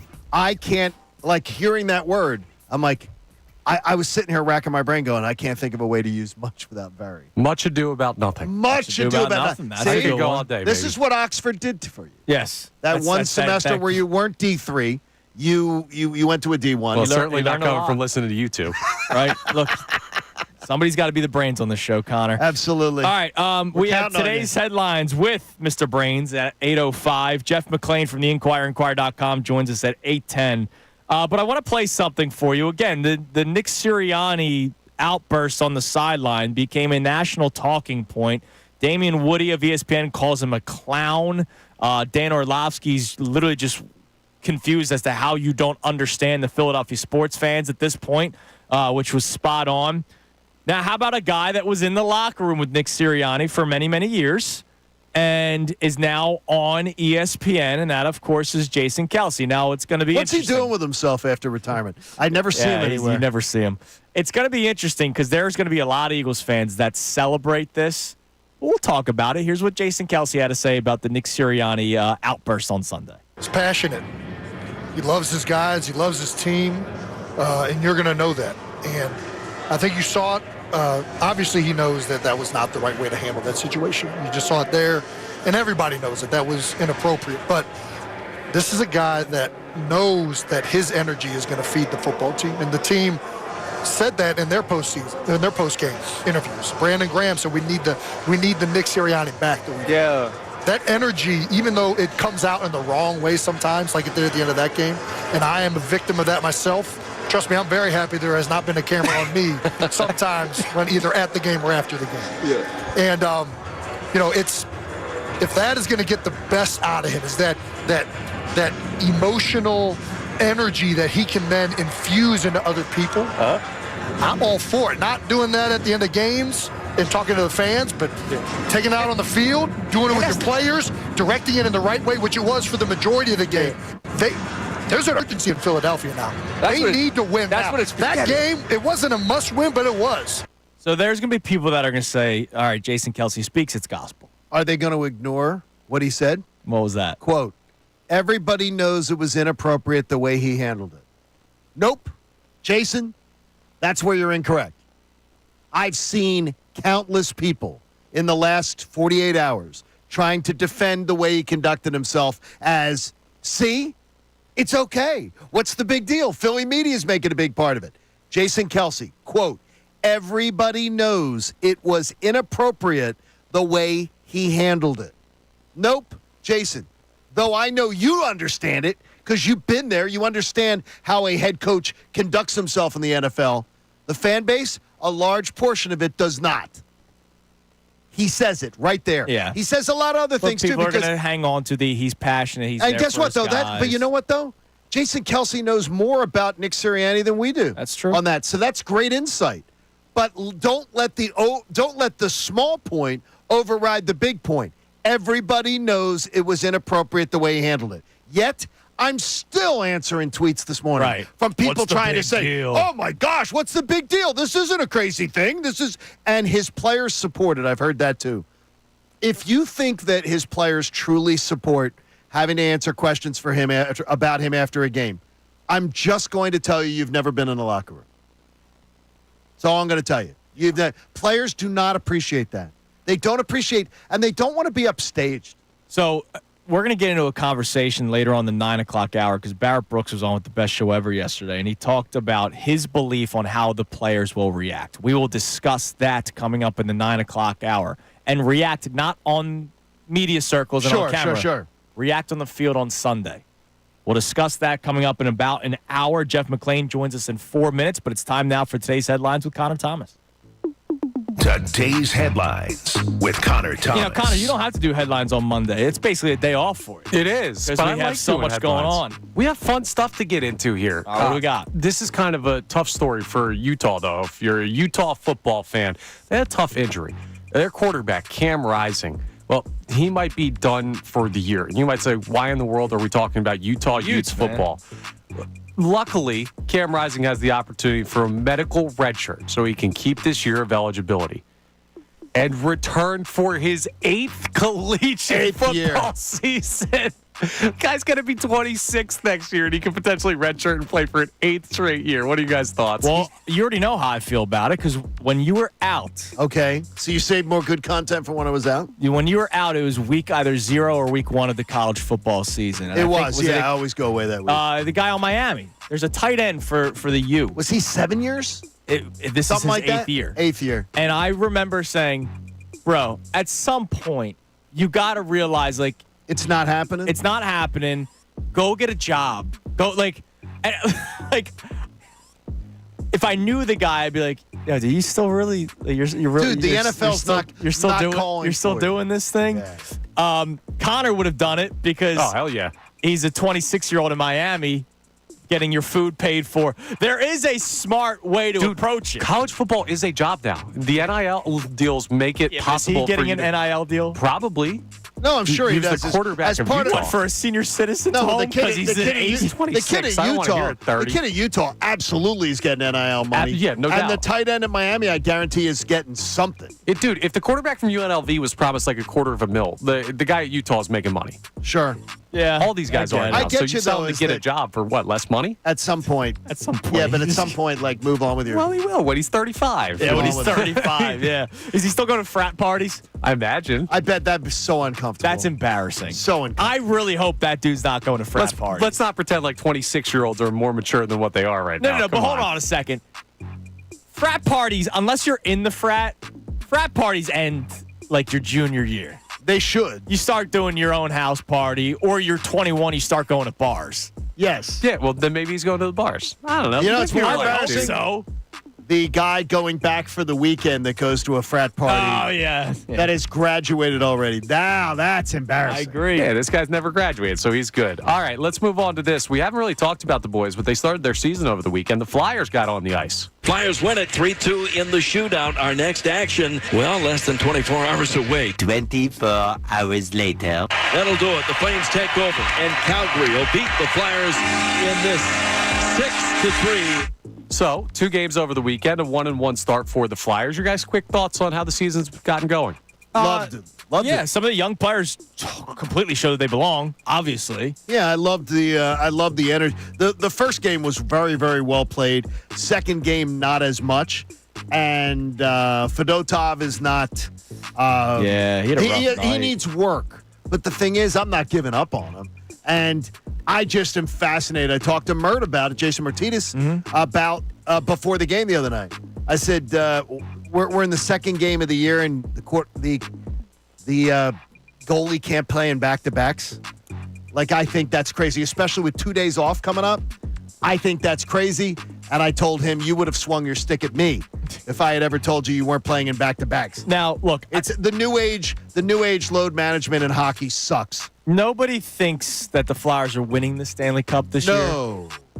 But is there a legitimate chance where somebody could say, man, they were a goaltender away from making it to the playoffs or making some sort of run? Yes. Because Sam Ersson, with all due respect, is a quality backup. No, I think he's a starter for. You think he's a starter? Yes, I think he absolutely could be a starter. Ersson could absolutely be a starter on a team that goes to the playoffs. No question. Right, but I'm saying make a run to the Cup. Win a Stanley Cup. I'm not sure that I see that. Okay, but let me see another year. But I'm not moving off from him. I'm more concerned. The funny thing is, you say, is the backup goalie. Well, the backup goalie, if he has to play, which is going to play 25 games, is going to be the reason they don't make the playoffs. Right. Well, I think that could happen. More importantly than the playoffs, they're trying to figure out what they have. Oh, they are. Absolutely. Well, they're finding it's still out. a rebuild. It's year 2 of a rebuild. Let's not exactly. ask for too much from the Flyers. And this they're year. finding out that the kids belong. Yeah, absolutely. And that's the coolest thing through 2 games so far this season. All right, let's head to the Comcast Business Hotline. Every day in business is a big day. Let Comcast Business help you move forward with what's next. From the Philadelphia Inquirer, Inquirer.com. He joins us every Tuesday at this time, Jeff McClain. What's up, Jeff? Good morning. Good morning, guys. How are you? Never a dull moment in the life of covering the Philadelphia Eagles. Is that correct, Jeff? Yeah, I mean, obviously in this town they care about the birds, so win or lose. What did you make of everything? Like, we're going to get to the game, trust me, because I would love to talk about the game, but we have to talk about what everybody else is talking about. Your reaction to Nick Sirianni's little outburst on the sideline. I don't know if you've heard anything about what it could have been. And then the press conference with the kids and the probably over-enthusiasm, like everything that happened with Nick Sirianni. What are your thoughts, Jeff? Yeah, I mean, I think that's probably maybe Nick's greatest regret was that, his actions kind of overshadowed a win, an important win for the Eagles. And, obviously it wasn't clean, and there was plenty to talk about, both good and bad, about the game. He didn't really have to kind of go in that direction. Certainly, I think on the sideline, which was an issue. From what I understand, was like it was definitely he was hearing chirping from fans, and it was directed at Eagles fans, and from someone who was standing nearby, almost seemed like he was not really anyone in particular, like a specific fans, but generally just in that general direction. And even as he was walking off the field, one of our photographers had him kind of doing the same thing with his ear, kind of like, I can't hear you sort of thing. And I guess maybe it was in relation to whatever he may have heard, and also the booing. And he apologized a day later, said it was something that he shouldn't have done. He wants to show more emotion. That's what he said after the game. So I guess he has to find some sort of happy medium. In terms of what happened in the press conference, he has brought his children to the podium before, or maybe just one. Typically, I think they were after more impressive victories or important victories. So this one was kind of a little bizarre. It doesn't make my job harder, I guess. I don't know. It gives us something to write about, So I don't really make too much of that. And I'm sure certain people don't really care about that. But I guess what they do care about is their head coach kind of acting in a professional manner, and it was definitely one of the more bizarre head coach press conferences I've ever had to cover. Jeff, I went back yesterday and was looking at commentary that was from some of your coverage and others' coverage from when Nick Sirianni's job was sort of on the line at the end of last season, and then transposing it with some of the comments made about him this past Sunday. It seems like every time a player comments on Nick Sirianni, they tell us what kind of a guy he is, how much they like the guy. I very rarely, I can't find any, where players are talking about what he is as a strategist, as a coach, as a difference maker. Is that too harsh on my part to bring something like that up? Well, I mean, I wouldn't paint it so much in black and white terms, but I think that's one of his, certainly one of his strengths is this, connection thing that he lists as one of his core values, and I think he puts a lot of effort into connecting with every player in the locker room and letting them know that he has their back, et cetera. And, that is important. And I think in today's day and age, players kind of want to hear that or want to have that kind of support. So yeah, I think that's one of his strengths. And as I reported towards the end of last year, it was this. I still felt the large majority of players in the locker room supported Nick, and that's still my general sense. And I think that's something that Jeffrey Lurie kind of weighed heavily when he was factoring whether or not to keep Nick Sirianni. Now, in terms of the football part, well, I mean, I don't think it even matters what the players say or don't say. I think we've seen on the field ourselves the results, and whether you want to place it on Kellen Moore and Vic Fangio and the schemes that they're running or not, Nick is still obviously the head coach. And as he made very clear and has made very clear, he's still fingerprints are still over scheme and play calling. Is it as much as maybe he's making it seem? I don't think so. I think he's kind of taking blame for bad plays to protect those coaches and certain players more than really is what's happening. He isn't obviously mentioning the good plays that he's called. But yeah, I think that is certainly something that is fair to talk about. Do you believe Nick Sirianni was talked to before yesterday's press conference in order to say certain things that may have, maybe made the storm go away a little bit? I have to do a little more reporting on that. I'll have a podcast out later today that'll probably go into a little more detail about all this. But I don't think Nick needed to be talked to. I'm pretty sure his wife may have talked to him. Sure. Yeah. Well, we were joking. I mean, whatever. Just he talked about how when he was asked about his family and hanging up there, and he was talking about how he was going to have a football catch with his kids afterwards. And I kept looking. I never saw him. Maybe I missed it or not. Well, I was joking with another colleague, just being like, "Yeah, well, that's because the wife took the kids home and he was sleeping at the Novigrad complex." Let me ask you this. I know from listening to your podcast and your great coverage that you've studied it a lot. This doesn't look like a Kellen Moore offense. This doesn't look like the offense that Kellen Moore has run in other places that he's been in his 5 years of play calling. Is that overstating? Is that contrary to what you've seen? What are your thoughts? Yeah, well, I kind of wrote about that after the game, and I've looked at it and talked to people and then done the numbers. I mean, the one thing is, I think it was like almost 60 or over 60% pre-snap or motion at the snap in the first game, and we've now seen it kind of almost steadily decrease. It was around 40%, I believe, for this last game.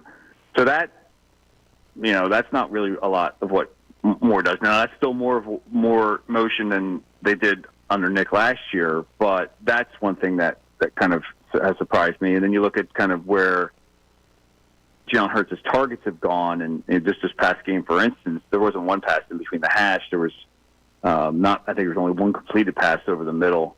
And then if you look at like spray charts for Justin Herbert or Dak Prescott, and obviously I don't want to be selective here in certain games of that game, but like generally you get the sense that the ball was moving around certain spots more. Now I don't know how much that has to do with Nick. My assumption is it has a little more to do with the quarterback.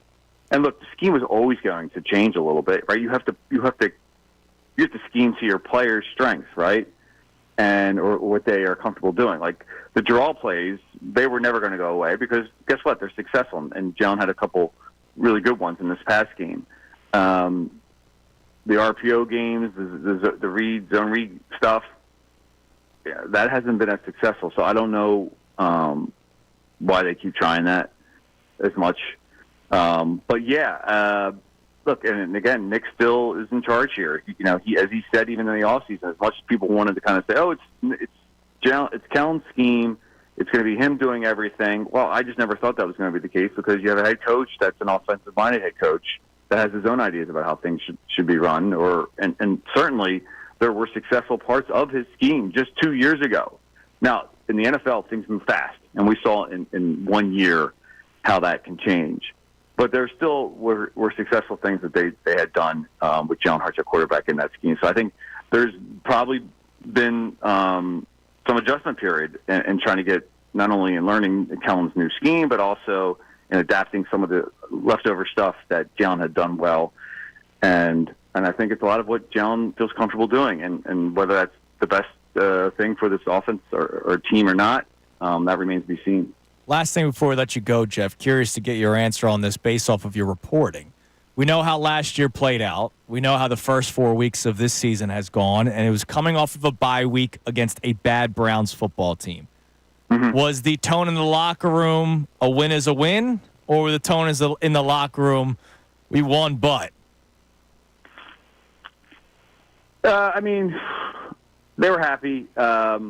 I talked to Dwayne Johnson a fair amount, and he was, I'd asked the question about, look, you got these, you got back you got back AJ, you got back Devontae Smith, you have Saquon Barkley, you have a talented offense. Am I wrong here? It just doesn't feel like you guys are playing to your abilities. And he said, yeah, we're a constipated offense. So, right, great line. And, it is a great line. And you ran with it, too, by the way. Yeah, I ran with it. But Lane, it's good to have guys like that in the locker room that are not going to, and that's why I thought Nick's press conference, beyond the kid stuff and all the other stuff, was just, I get it. Winning in the NFL is difficult. So when you get a victory, even against a team that isn't very good, and we can go into that, you celebrate it. But, and that's why the day later I still asked Nick about the slow starts. Yeah. You know, he didn't want to talk about the slow starts after the game, but he said, "Oh, we're going to coach him hard the next day." Okay, well, forget about saying, "Oh, we'll work on it." No, what's going to be done to fix the slow starts? Now, he didn't give much, and I understand that. He doesn't want opposing teams catching on to what they're doing. But we'll look into that, and I mean, I'll report that out. But yeah, I mean, they know they need to play better, and I guess the one thing I thought maybe I saw some maturity from the players is like last year. After the Giants' victory late in that season, AJ walked out. Devontae was just distraught. He's like, it's tough in this league. You gotta take them as they come. And look, there are only 5 games in the season. They have the players, maybe not all of them. I think the bigger issue long term, really, honestly, is on the defensive side of the ball. I know that they didn't allow the Browns to score a touchdown, but at one point there, Deshaun Watson completed 11 straight passes. Deshaun Watson, who's looked abysmal. So I'm not saying the defense has solved all their problems just because of the latest the game. So look, they know they got to get things cleaned up. It's more, judge them more by their actions than by what they say. But they definitely have time here over these next 3 weeks against teams that, quite frankly, are beatable. Absolutely. Jeff, listen, man, we appreciate it as always. We'll talk to you again next week, okay? All right, guys. Thanks for having me. Thanks. There he is, Jeff McClain on the on the Comcast Business Hotline from the Inquirer.com. And I can't wait to listen to his podcast now. I love his podcast. Because he must have something. He absolutely does, and it's good for him to tease it. Yes. But Jeff McClain's podcast is, for Eagles fans, Uncovering the Birds. I think it's a must listen. Yeah, so he might say something as to what led into the apology yesterday from Nick Serriani. All right, coming up next, we have our second opinion segment where we dive into some things that we didn't really talk about much yesterday from the Eagles game on Sunday. It is Kincade Salciunas on this Tuesday morning, 97.5 The Fanatic. Fanatic Sports Update. Calming down the coach. I'm Connor Thomas. This is Update.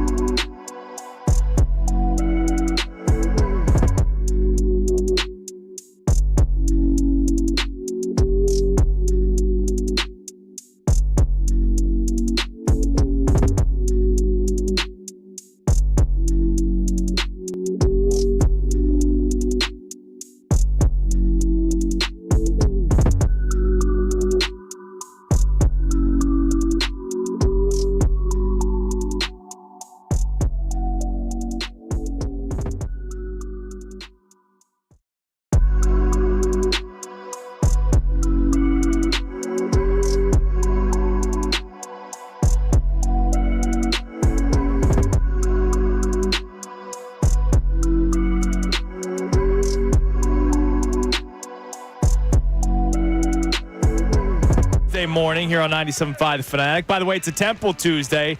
Let's do two more. Caller numbers 1 and 2 to the contest line, 215-263-0975. We'll win our third and fourth of our 5 family 4-packs for the Temple game this Saturday against Tulsa. Calling all Temple alumni. Don't miss Homecoming 2024 when the Owls battle Tulsa this Saturday at 2 o'clock at Lincoln Financial Field. Kids 8th grade and younger can score a touchdown on the field after the game. Visit owlstix.com. Callers 1 and 2 will win our third and fourth family 4-pack to the Temple game this weekend, 215-263-0975. All right, it is time now. We do this every single Tuesday around this time for our second opinion segment. You might not always agree with what you hear. Sometimes you need a second opinion. Brought to you by the consultants in medical oncology and hematology.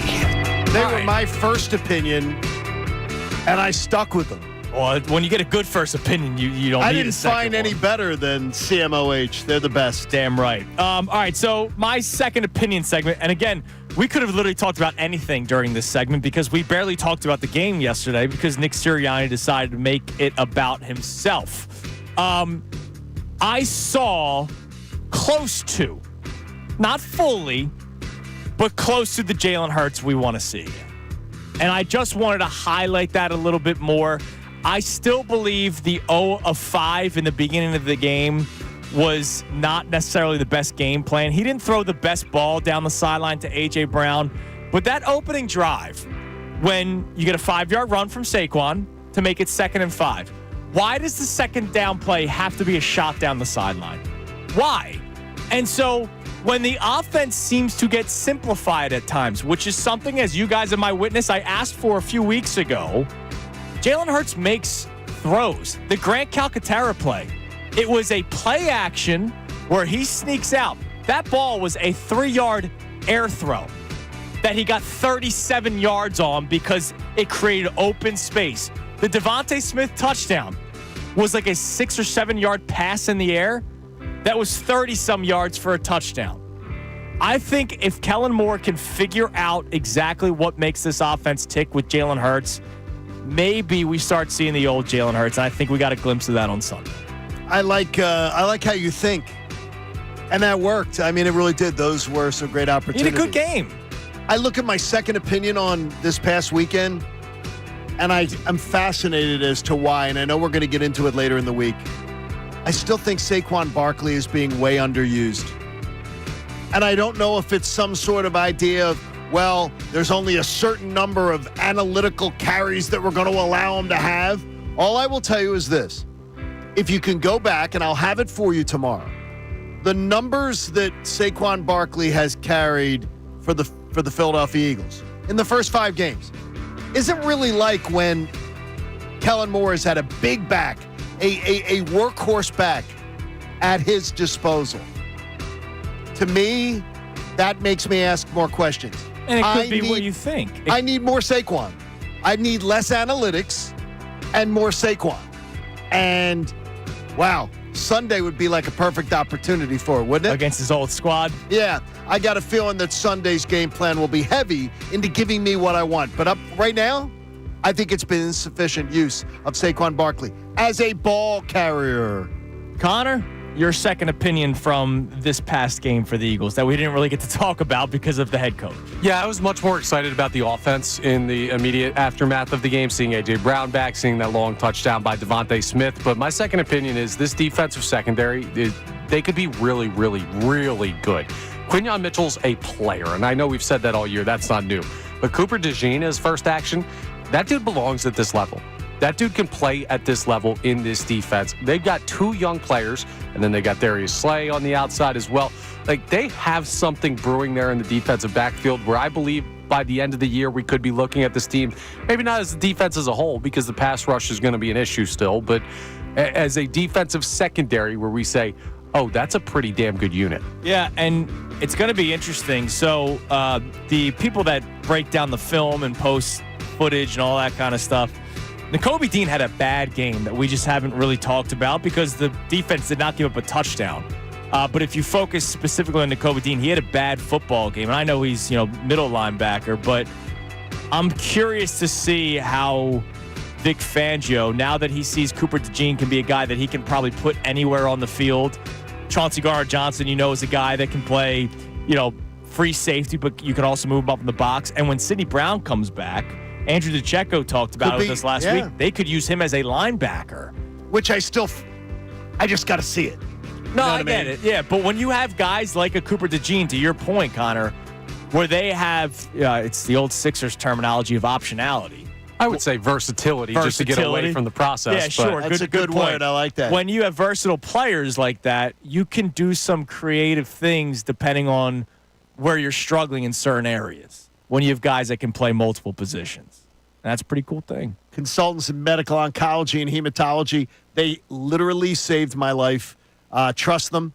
But I don't even know if the trifecta of the Sprandio doctors could save the Eagles' offensive woes right now, which, as Connor points out, there were promising things on Sunday. Most of all, Jalen Hurts. He played his best game. And I hope he balls out on Sunday and we can put that talking point to bed for at least a little while. Yeah, he played his best game. I think it was his best game, even though he had better production arguably in the first game. I think it was better. Yeah, and I love what he did in Atlanta, even though they lost that football game. Remember, that was like, oh, he's back. That was the game where he was running the football. Yeah, that didn't. Yeah, that wasn't. He got that stupid penalty. Not him being stupid. I just hated the fact that spiking a football is a penalty. Yeah, it was a joke. He showed all right, the Jalen Hurts of old is back. I saw Jalen Hurts safe with the football for the first time all season this past weekend. I saw it. I believe it was a decisive Jalen Hurts. Yes. Was part of it. And maybe having his guys back is part of it. And look, if it means, and it's funny is because I got into a debate yesterday with one of my friends. The idea of, he's like, yeah, A.J. Brown's back. And Jalen Hurts looks comfortable and everything. I'm like, why do you say that as a bad thing? Right. Why do you see that as a bad thing? Well, it goes back to the Chris Sims thing of anybody in this offense can play. Well, I don't believe that, but I still believe that, look, give it a little time. And Jalen showed me enough that I'll take the Connor Thomas page today and be optimistic about what I saw. Yeah, look. Welcome. I would like to see them put up points in the first quarter. I hope that's not too much. I would like to see an effective drive with maybe where you give Saquon Barkley, let him touch the ball a lot.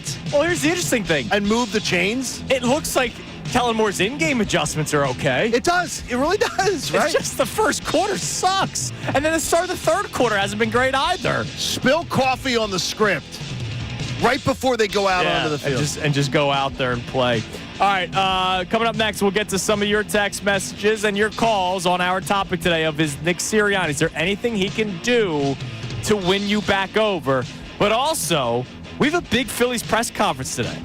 John wants to hear a specific question that he didn't even tell Connor and I before the show what it is. So he's going to ask us the question next. And I guess we're going to play Rob Thompson and Dave Dombrowski. Yes. We'll pick who we want to be next. It's Kincade and Salciunas 97.5, The Fanatic. Now, a Birds Insider update on 97.5 The Fanatic and 90.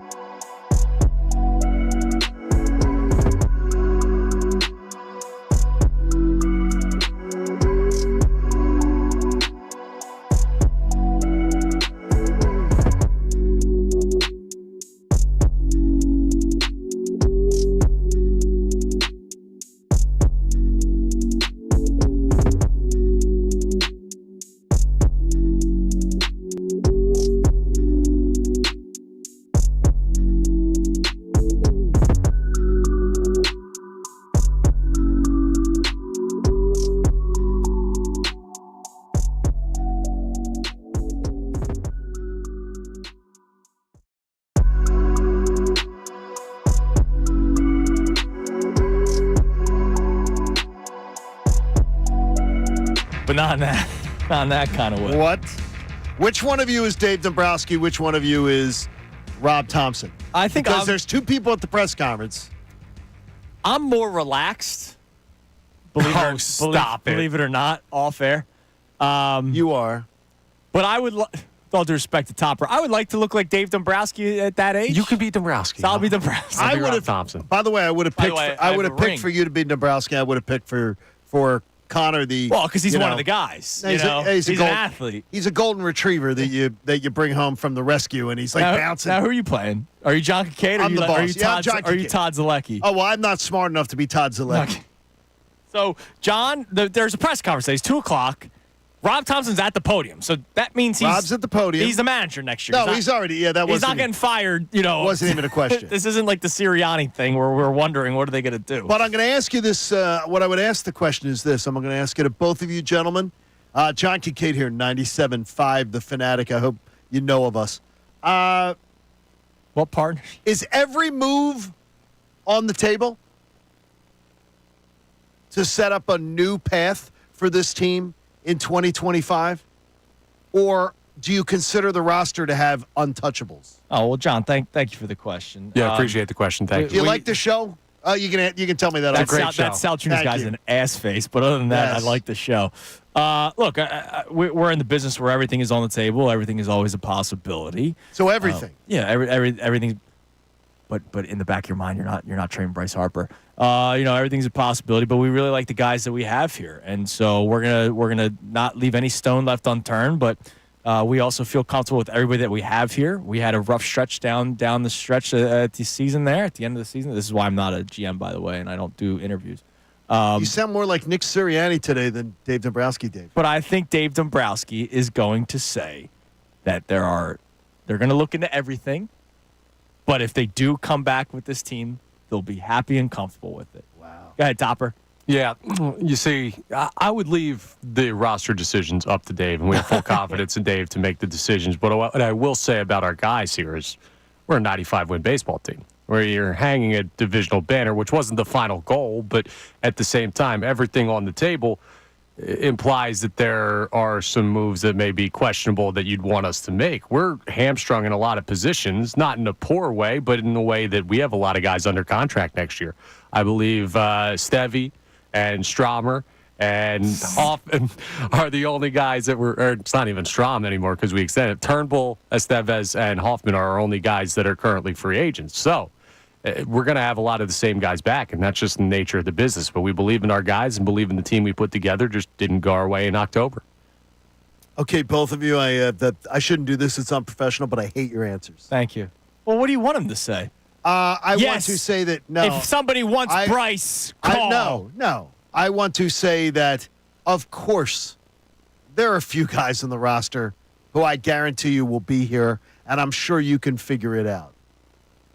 But we have to be aggressive at changing up the way we've done things because we will now, for the third consecutive offseason, see less progress towards our goal. I want to hear, not that they're rolling it back, we are actively looking to say, how can we make this roster look different? Well, then you don't care if everything's on the table. You care how much different. Well, no, I don't mind him saying. Yeah, right. I don't mind him saying, like, Trey Turner and Bryce Harper are going to be here. Right. Your more question is how much different will the approach or the roster look like in 2025? And I want to hear we're going to be very aggressive at changing the makeup of this roster. What did he say last year?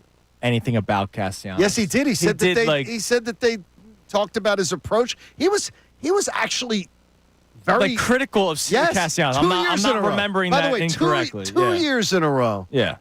I think Dave Dombrowski as a baseball man is infuriated when he hears answers like Nick Castellanos's. I just go up there with that. I don't have an approach. I just go up there. I guarantee it pisses him off. And to me, I want to see. I'm telling you, they'll roll it back. This team, I said it right away. If they have 7 of the 9 back, right, we're going to be in the same spot next October. Well, that press conference coming your way later on today around 2 o'clock. I believe they're actually on time, not like Nick Sirianni. They're usually very punctual. Thank you both for your time today. Oh, you're welcome. Thank you for the one question. Get rid of that Chunas guy on that show, and it'll be great. All right, coming up next, we'll reset the show. We'll get to some of your texts and your calls. And also, Barrett Brooks was on with Ricky and Andrew Pacheco yesterday. Tyrone was out. And he said something that adds to this Sunday's game. How do the players react to all the nonsense from Nick Sirianni? And I will call it nonsense, but not react on the media, to the media, but on the field. We'll discuss that next. You'll also hear from Marcus Spears and his thoughts on Nick Sirianni. It's Kincade Salciunas, 97.5 The Fanatic.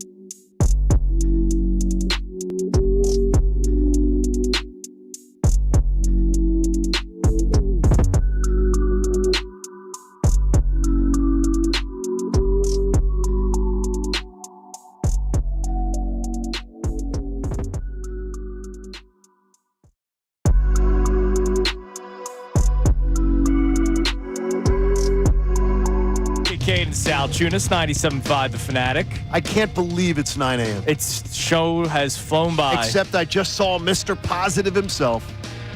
A light of fresh air around here. Bill Colorillo is a very, very positive force to be around. He is, and he'll be coming your way at 10 o'clock. Mike Missanelli show. Mike's another Ray big Dunn. wave of positivity. Damn right, man. And then Ray, he's a bit of a downer. Yeah, Ray's the downer in that group. He is not the vibes officer. He's like the for that dad squad. Yeah. in that group. Barrett Brooks joined the best show ever yesterday. We're going to play this for you in a couple of minutes. His belief on how the players will react on Sunday, and we will talk about it. But today's main topic, can Nick Serriani still win you over? Or are you at a point where it's, hey, unless you win the Super Bowl, see ya? Because that's where I'm at. And it sucks. I had a moment this morning with my friends here, John Kincade and Connor Thomas, that sucked, where I kind of realized as I was speaking, I'm at the point where I'm kind of just waiting for him to no longer be the head coach. And I've only watched 5 Eagles games this year. I haven't watched 15. I haven't watched 12. We're not even at the midway point of the NFL season, and I'm already at a point of I'm just kind of waiting for this to bleed out. But it's the fatigue of a calendar year. Well, yeah, it goes back to last season. And the thing is, honestly, sometimes I think we really speak for the fans, and sometimes I think that maybe we find out in the course of discussion that we're not. Correct. You're speaking for the fans today. You're speaking for them because I really do believe the vast majority of Eagles fans have suffered that fatigue for a year and are right where you're at. And look at me today. I'm Mr. Eagle. I got my you're Eagles Eagled hat up. on. Yes. I got an Eagles shirt on. I wore my Eagles starting jacket today. Which, by the way, is... It's fresh. It's beautiful. I actually... Christina's constantly asking me what to get for Christmas and stuff like that. That's a pretty cool item. Shout out to the White Line. Hooked me up a few years ago. White Line. But, I love this team. You do. So freaking much. You do. And it sucks that I know on Sundays it might not be a great game. And I've seen that through 5 weeks now. I'm serious. Tweeted it during the game I tweeted it out during the game this past Sunday. I would like to be entertained by an Eagles game again. The offense is just, even though they weren't the problem necessarily on Sunday, it's just boring. It's slow. I'm looking at my phone, looking at the time. What time is it? That's bad. No, it is bad. Put down the damn phone. And then I watched the guy yelling at people on the sideline, and I'm like, is this dude serious? How can I take the head coach of my football team seriously? And if I can't take my head coach seriously, can I take this team seriously? And right now I say no. And that freaking sucks. It's October 15th. Okay, I get you. I get you where you're at. No, but I get you where you're at. And I don't think it's crazy. I would say to you is that I see far more reason for promise than I do for gloom and doom with this team. Well, yeah, the offense looked better. The defense has been pretty good, actually. The talent that's there, the opportunity being your only real obstacle should be the the Washington Commanders. And to me, that's where we're at. Problem is, your other obstacle is the guy that runs this football team. Yeah, but we've literally talked about how they have won in spite of him. I got you. Right, we've had that conversation this year, not last year. In the calendar year of 2024, in the 2024-25 season, we have talked about how they have won in spite of the head coach. You're totally correct. That doesn't make me feel great. It shouldn't. And I still say it cost you a game in the Atlanta game. I agree. But at some point, you can't let it poison the well entirely. Like, at some point, you have to look at this team for the football players. And that's why we do the second opinion segment. And I'm excited about what I saw out of the Eagles offense on Sunday. I am. I still believe it was a slow start because I didn't like the game plan, which is another problem within itself. But Hurts looked like the guy we saw a couple of years ago. It was great to see A.J. Brown, Devontae Smith back, and Lane Johnson back. And I think Saquon Barkley has better games, not 18 carries for 47 yards. I think the Browns' defense does deserve some credit. I did see some good things. But right now, through 2 days of this week, we have not been able to talk about the good things. We've been talking about the head coach who made the story about himself, made the game about himself, had the ridiculous reaction that he had on Sunday that led to national media members calling him a clown on Monday shows. And it's all over ESPN, Fox, CBS, NFL Network, NFL.com. And one day later, I have to now talk about an apology because he's Mr. Oh, I'm gonna be back like my old self. And then one day later, he's back to apologizing because he realized what he's doing is counterproductive. And a quote from Jason Kelce from last night. Everybody knows it was inappropriate the way he handled it. So can we end any discussion of it's the Philly media making a big deal out of this, talking about something that doesn't exist? That is Jason Kelce quoted. Everybody knows it was inappropriate the way he handled it. Well, there's a point we're going to have to come to, and we don't really get this opportunity because of what we do, because we have to talk about the big storylines, and if he keeps making himself a storyline, we're going to have to discuss it. But the fans of this football team, they have a decision to make. Either you're going to give up on this team until he's no longer the head coach, or you're going to get over it. And you're just going to root for the players and what this team could be. And that's what I'm kind of doing at this point. Like, and look, hey, is that where you're at, Connor? I don't know which side I'm taking yet. I honestly don't. I don't know, because I can understand where Andrew's coming from with just like, this team will never win with this guy because he's too incompetent at too important of a position. Yeah, but hand up, even if they do win, you know what I said before the season started? They're going to win because of Kellen Moore and Vic Fangio. Right, but I don't care. I'm talking about winning the Super Bowl. If they do that, we're happy. I don't care if I'm not happy about the guy who did it, but my point is I'm never going to believe in Serriani. But can I get to a point where I get over the fact that that guy's in charge of the football team anyway? I don't know. But that's a decision we're going to have to make, or we're going to drive ourselves insane having these stupid conversations about a head coach doing dumb stuff. Not that we are not supposed to talk about it, but at some point, we're going to have to evaluate this football team, or we're going to have to give up on any chance they can compete. As long as he allows it. Yes. He has to allow it. He has to not be the story. And he has been the story, what, three times this year? Yeah, way too many times. Is that he's got to get out of the way? He's been the story 3 times. And he has been. And they won one of those games. Think about it for a second. They won one of those games. He has to get the hell out of the way. No, they won 2 of those games. The New Orleans game. He's been the story in 3 games, and he's been the story of 2 of them. I don't know if he has to get out of the way or out of his own way.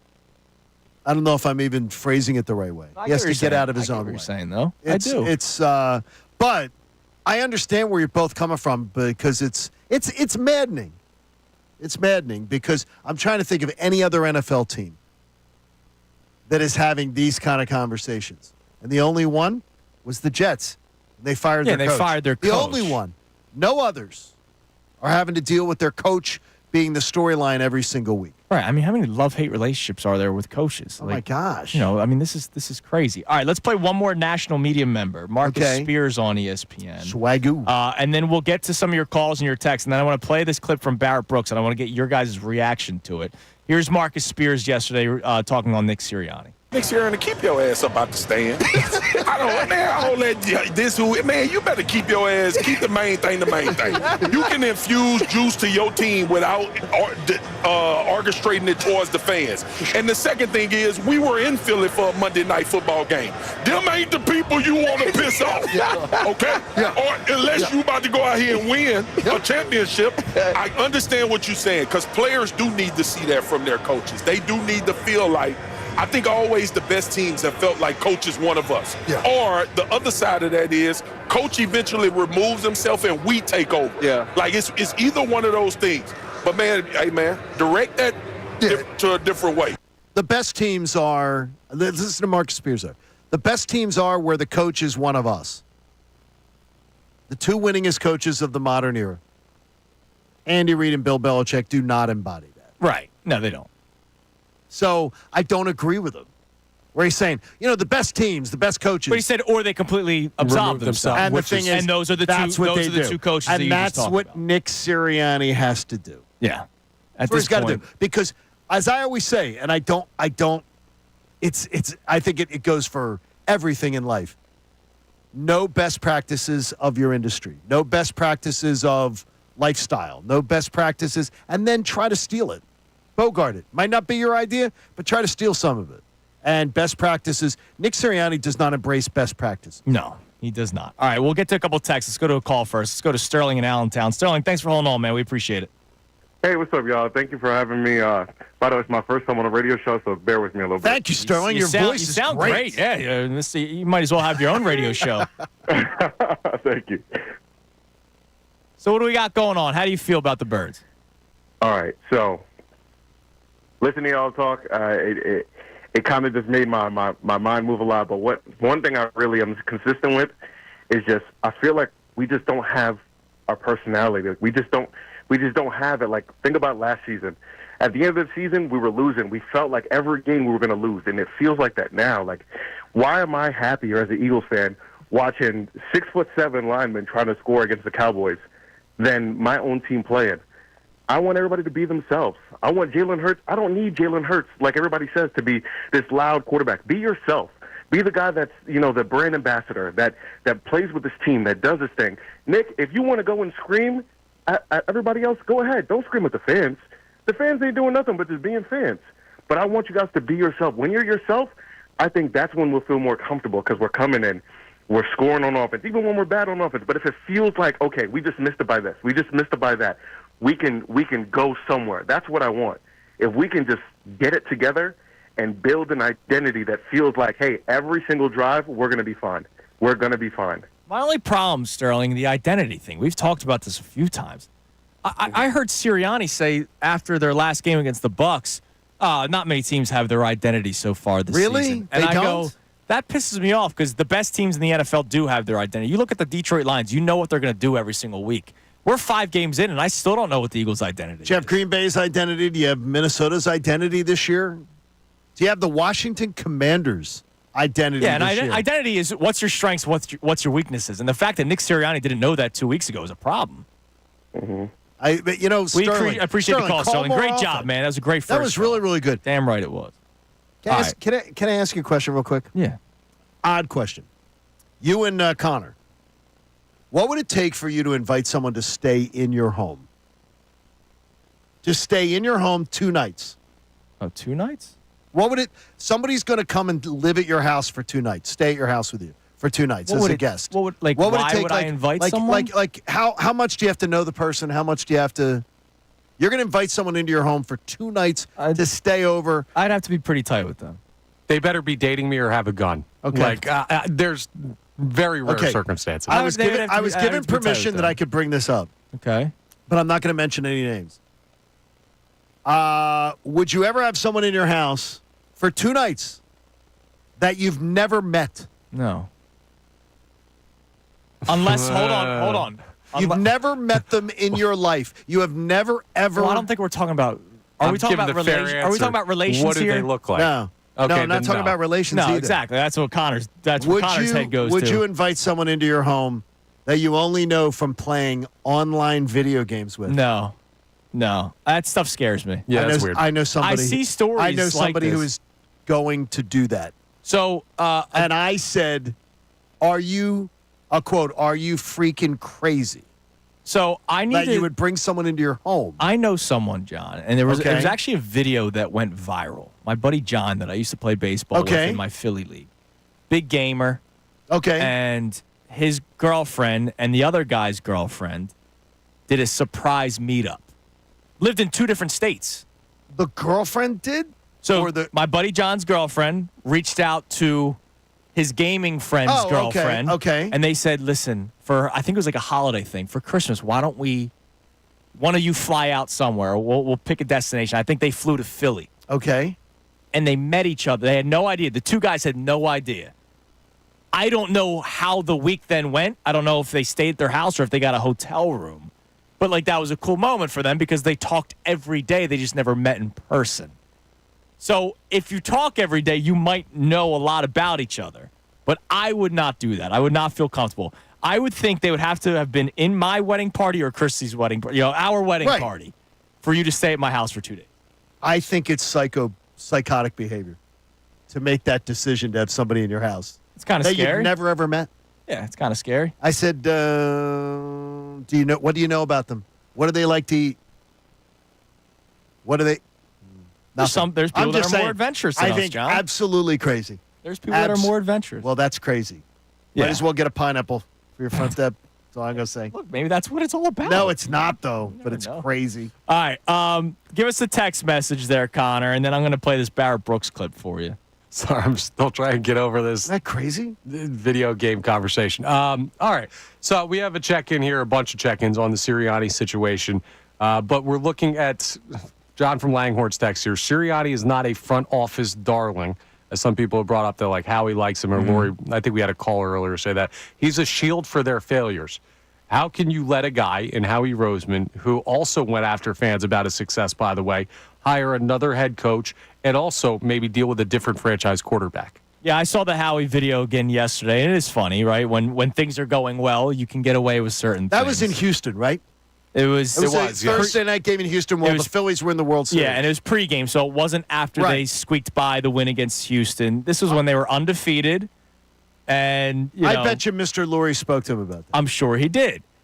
Because what these guys need to realize, and I think they do for the most part, but sometimes I think in the heat of the moment they forget, there's a camera on you at all times. So ridiculous. I think Howie's is totally different.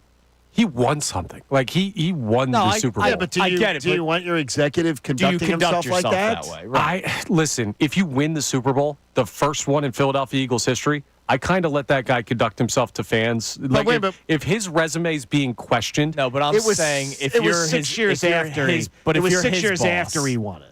Like, if you're his boss. It was 6 years after he won it. If I'm his boss, I have no issue with Howie Roseman's interaction. Wow. I don't think Jeffrey Lurie would love that. No, I'd be like, are you freaking kidding me? But to your Conduct point, yourself I like get an adult. He won and they were undefeated.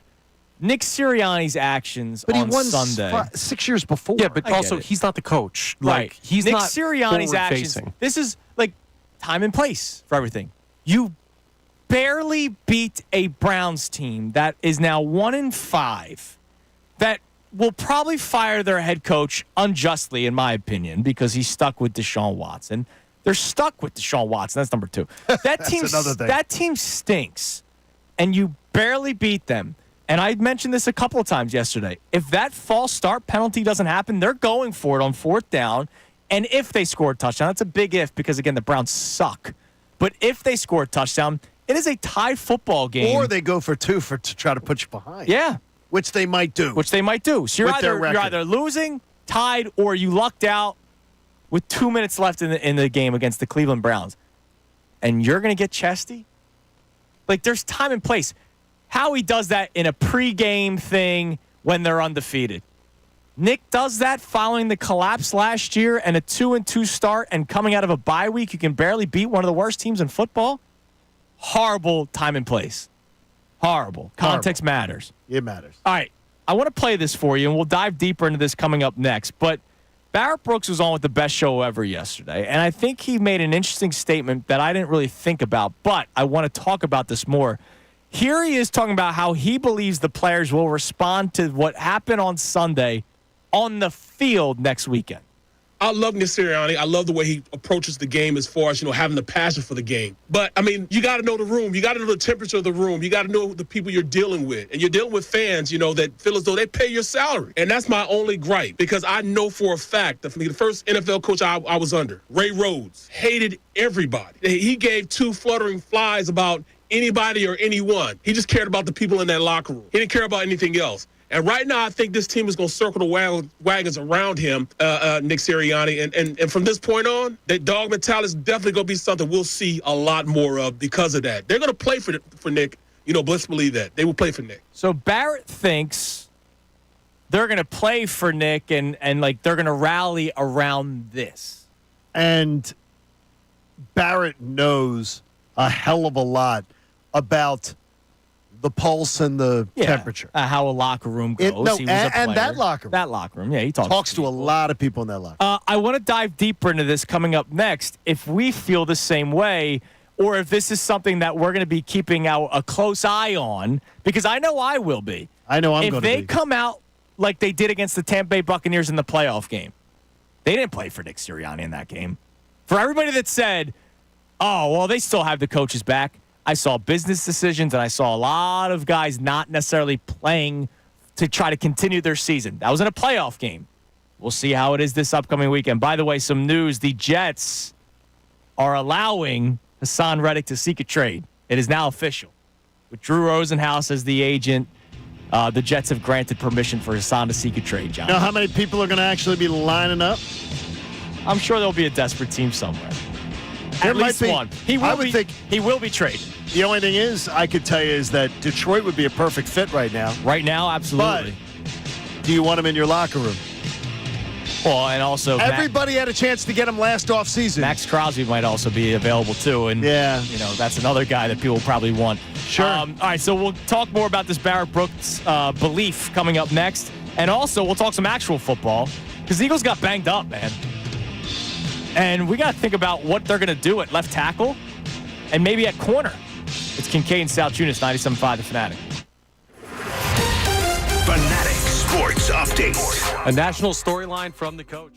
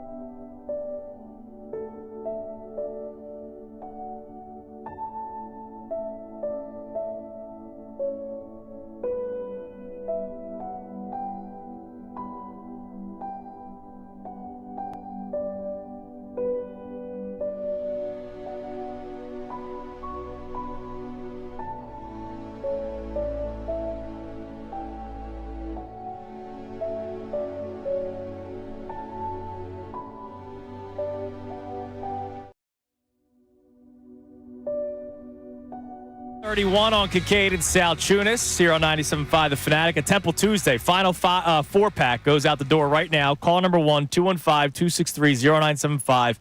You will win a family four-pack of Temple football tickets for this Saturday's game against Tulsa. Don't miss Homecoming 2024 when the Owls battle Tulsa this Saturday at 2 o'clock at Lincoln Financial Field. Kids 8th grade and younger can score a touchdown on the field after the game. Visit owlstix.com. My little owl has her last homecoming weekend. Wow. It's unbelievable. How about that, dude? It's unbelievable.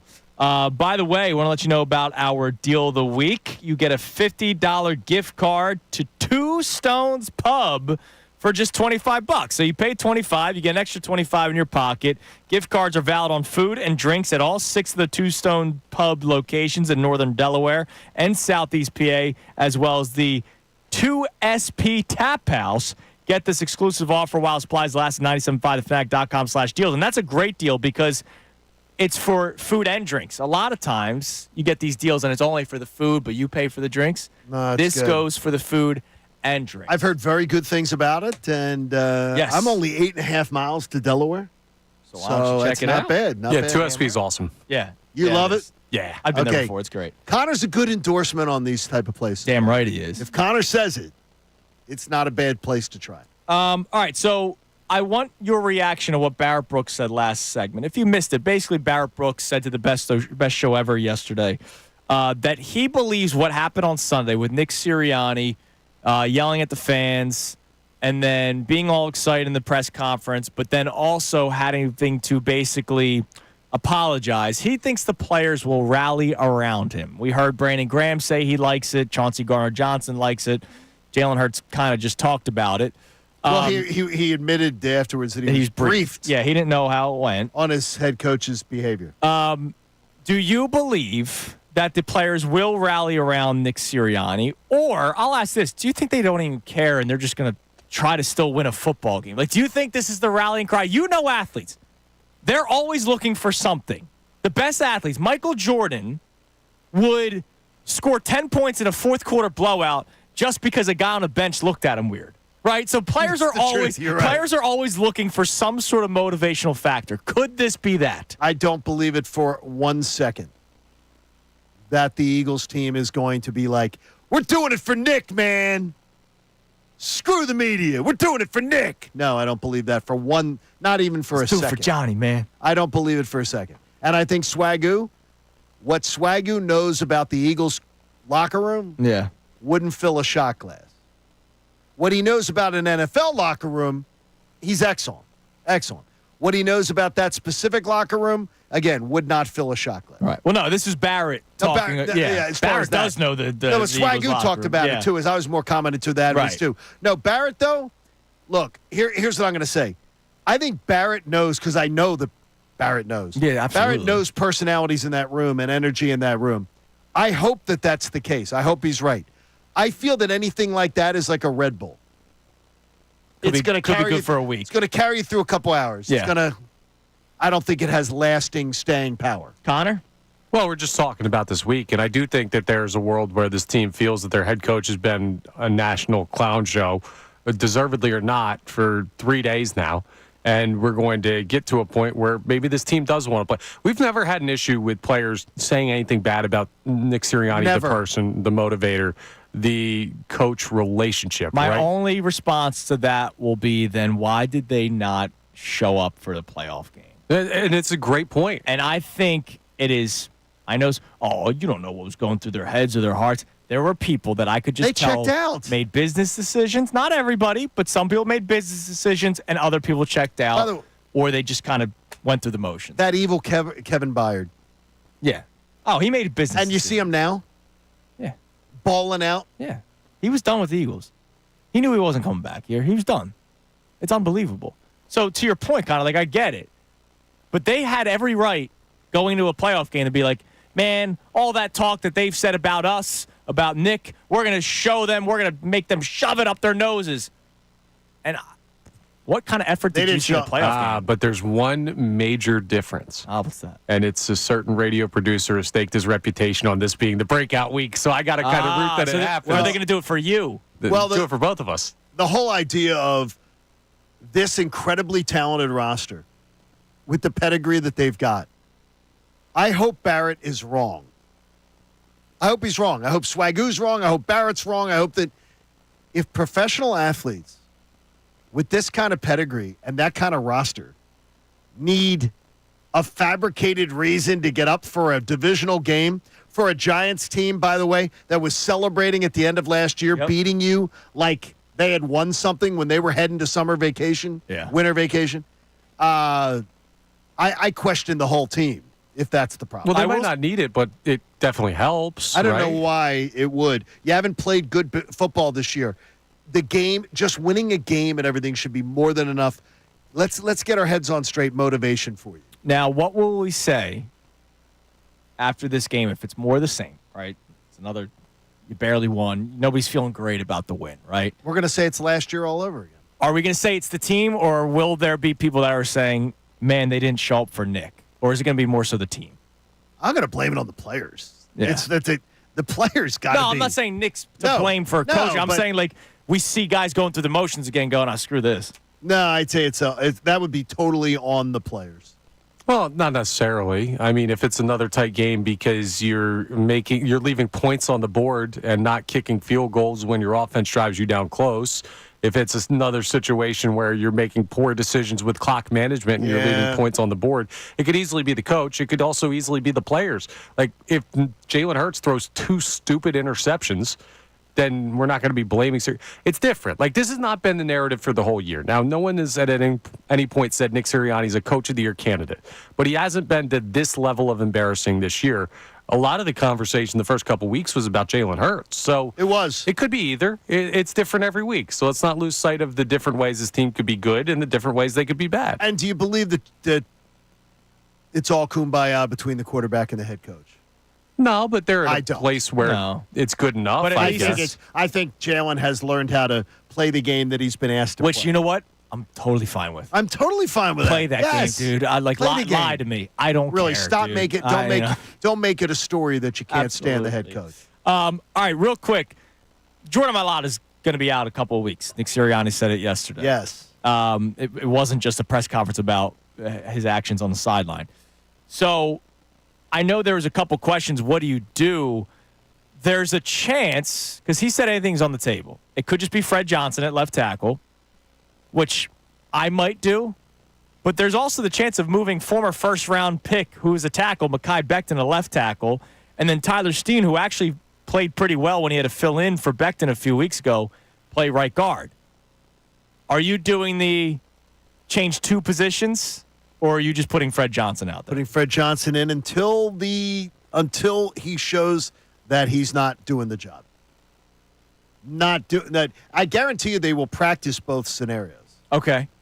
I think it's Fred Johnson. They will practice both scenarios. Fred Johnson has, by the way, I believe he's earned the opportunity to get a look there. So let him see.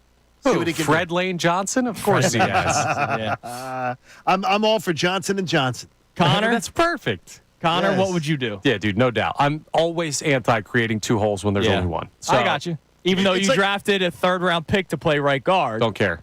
You're not in the point of the season where we're playing guys based on their draft pedigree. You're playing the guy that gives you the best chance to win. I think keeping things consistent is the best chance to win. Well, what the one thing is that you have to question how much will the front office have to do with what they do? How much will Howie's fingerprints be all over what decisions they make this week? Hey, we need that 3rd-round pick that I drafted which could on the happen. field. Which could happen. And hey, and if by we the way, it lose has again happened. and the coach looks worse, it's another bullet that he gets to take. Yeah, that's true. Interesting. All right, coming up next, we have the Kincade and Salciunas Key 3, the 3 best minutes from today's show. I also had a first father-son sort of moment yesterday. Oh, I love that. I'll tell you about it next. Kincade and Salciunas, 97.5 The Fanatic. The best show ever with Ricky Batalico and Tyrone Johnson.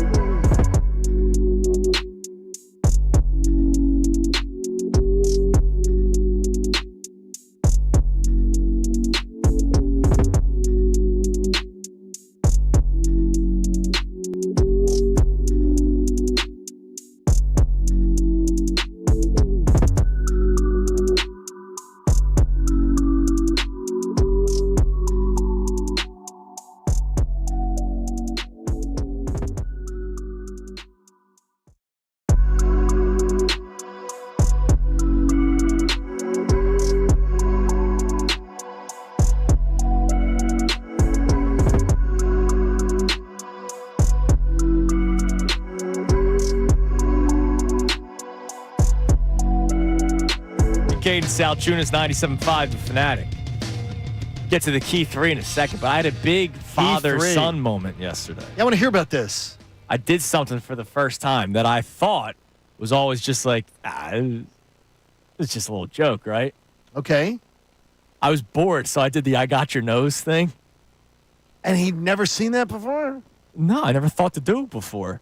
This kid peed himself laughing and started chasing me around the house. Say, give me my nose back. I never thought that was like I always wondered like who started this? Who did I got your nose? It must work. Yeah, funny thing, you do the same thing to the Eagles head coach, and he'll chase you around looking for it too. I love that you're having those. That was unfair. I love you having those moments. Oh, of course. I just didn't know that was a real thing. I thought that was just something like in a cartoon. And you'd never done that before. No. Just kind of hit me. I was like, let me try this. Now, wait, your pop didn't do it with you? I don't think so. You don't remember? I don't know. No, my dad didn't do it. So I just did it, and boom, it works, apparently. Listen, man, that plays one of the oldest tricks in the book. Damn right. All right, it is time now for the Kincade Salciunas Key 3 presented by Von C. Brewing. Now, the Kincade Salciunas Key 3. Today's best. Nick Serriani has become now a national joke.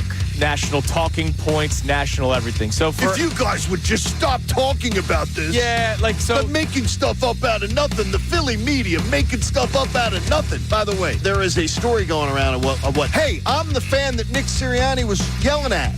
That's what it was all about. Bull crap. Yeah. They know exactly what he was yelling about because there were microphones. Yeah. There were microphones. They were able to know exactly what he was yelling at. He was not getting into it with an Eagles fan in funny fashion. About running the football. He was not goofing off. It was nothing of the sort. There are microphones all along an NFL sideline. They know exactly what was going on, and they were not pleased about it.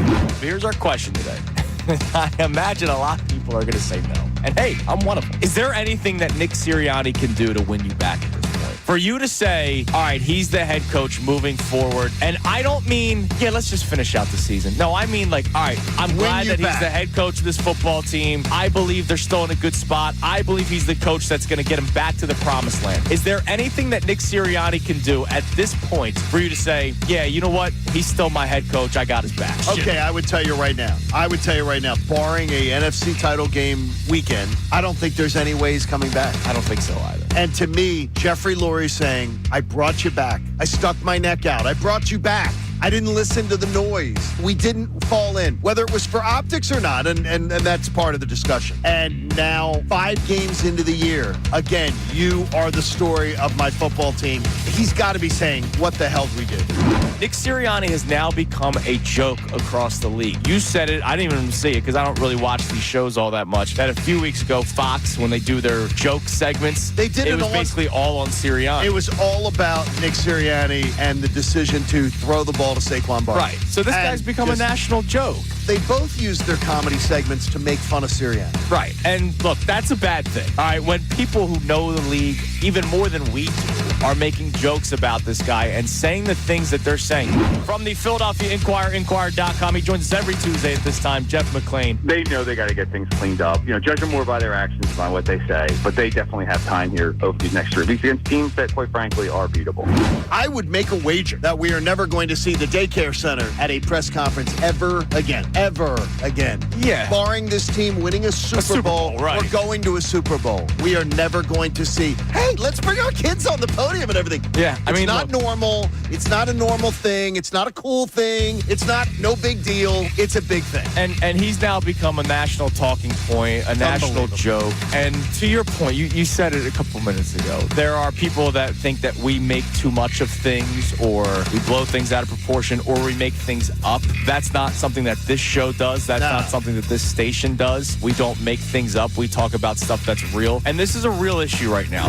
And you know what's bad? My tone is so much different today than yesterday. Yesterday, I was like pissing vinegar, right? I was not happy with how that played out on Sunday. I'm kind of at the point where I'm like, I just have to ride out the storm. room, and I just have to wait till this guy gets fired. And that freaking sucks. When it's the Eagles coach, that sucks. It's only week 6. Like, I watched 5 Eagles games this year, and I'm at a point of, well, this season's not going to end well, and it's because of the head coach who I didn't want back, and I don't root to be right. I want to be wrong if it's a negative opinion or a negative thought or a negative hypothesis, right? I want to be wrong. I want to be wrong about Nick Sirianni. I don't think that I am, and I'm starting to reach a level of, and what's the scariest thing for a sports team, John? Apathy. I mean, by the way, now, it's bad for us too. Yeah, like I would love to come in here and be like, Serriani, screw you. Or I would love to come in here and celebrate the fact that he apologized. But because I know it was forced and he had to do it because the boss told him to, and I know that this is something that's been going on for a while, and I know that I didn't want him back, and I believe he only came back because of the bad optics of firing another head coach after just being in the Super Bowl like they did with Doug Peterson.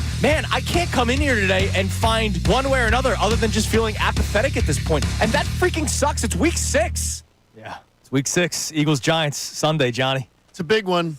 That's the Kincade Salciunas, the Fanatic. The Kincade Salciunas Key 3, presented by our friends at Von C Brewing Company. Of course, we have the, where am I at? That's right, we got the new sheet.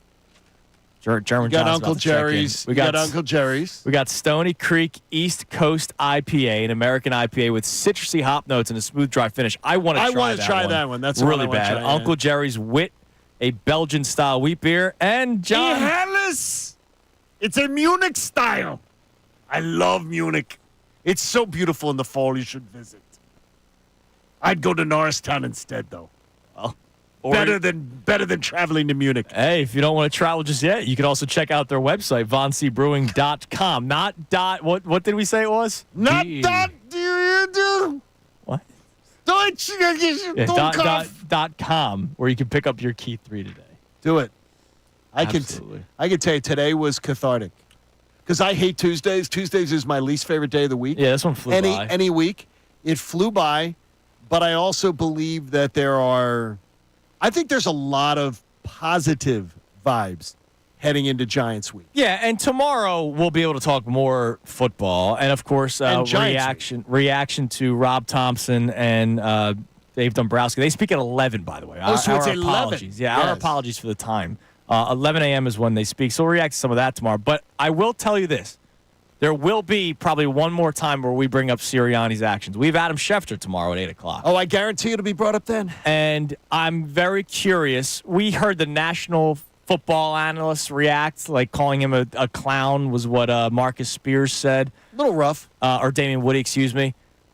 What do people like inside the league that don't talk except to Adam Schefter, what are they saying about Nick Sirianni? And we'll also have to see from one of the nicest people in the industry, Amy Fadul is going to join us for the 9 o'clock hour. Oh, nice. Okay. Yeah, she couldn't do today. I don't know how much grace Amy's going to have for his behavior. I don't think so. I can't wait to hear it. I don't think much at all. Busy day. Hey, support life-saving cancer research. Join us and our generous partner, Pierce Phelps Bryant, heating and air conditioning contractors, and make a donation today to the American Association for Cancer Research. You can do it at 975thefanatic.com/AACR because cancer research saves lives. All right, we are back at it tomorrow. Again, it's an Adam Schefter Wednesday, so he joins us at 8 o'clock to talk all things Eagles and NFL. Amy Fadul for the entire 9 o'clock hour. But first, you got the Mike Missanelli show coming your way next with Bill Colarulo and Ray Dunn. We'll talk to you tomorrow right here, 97.5 The Fanatic.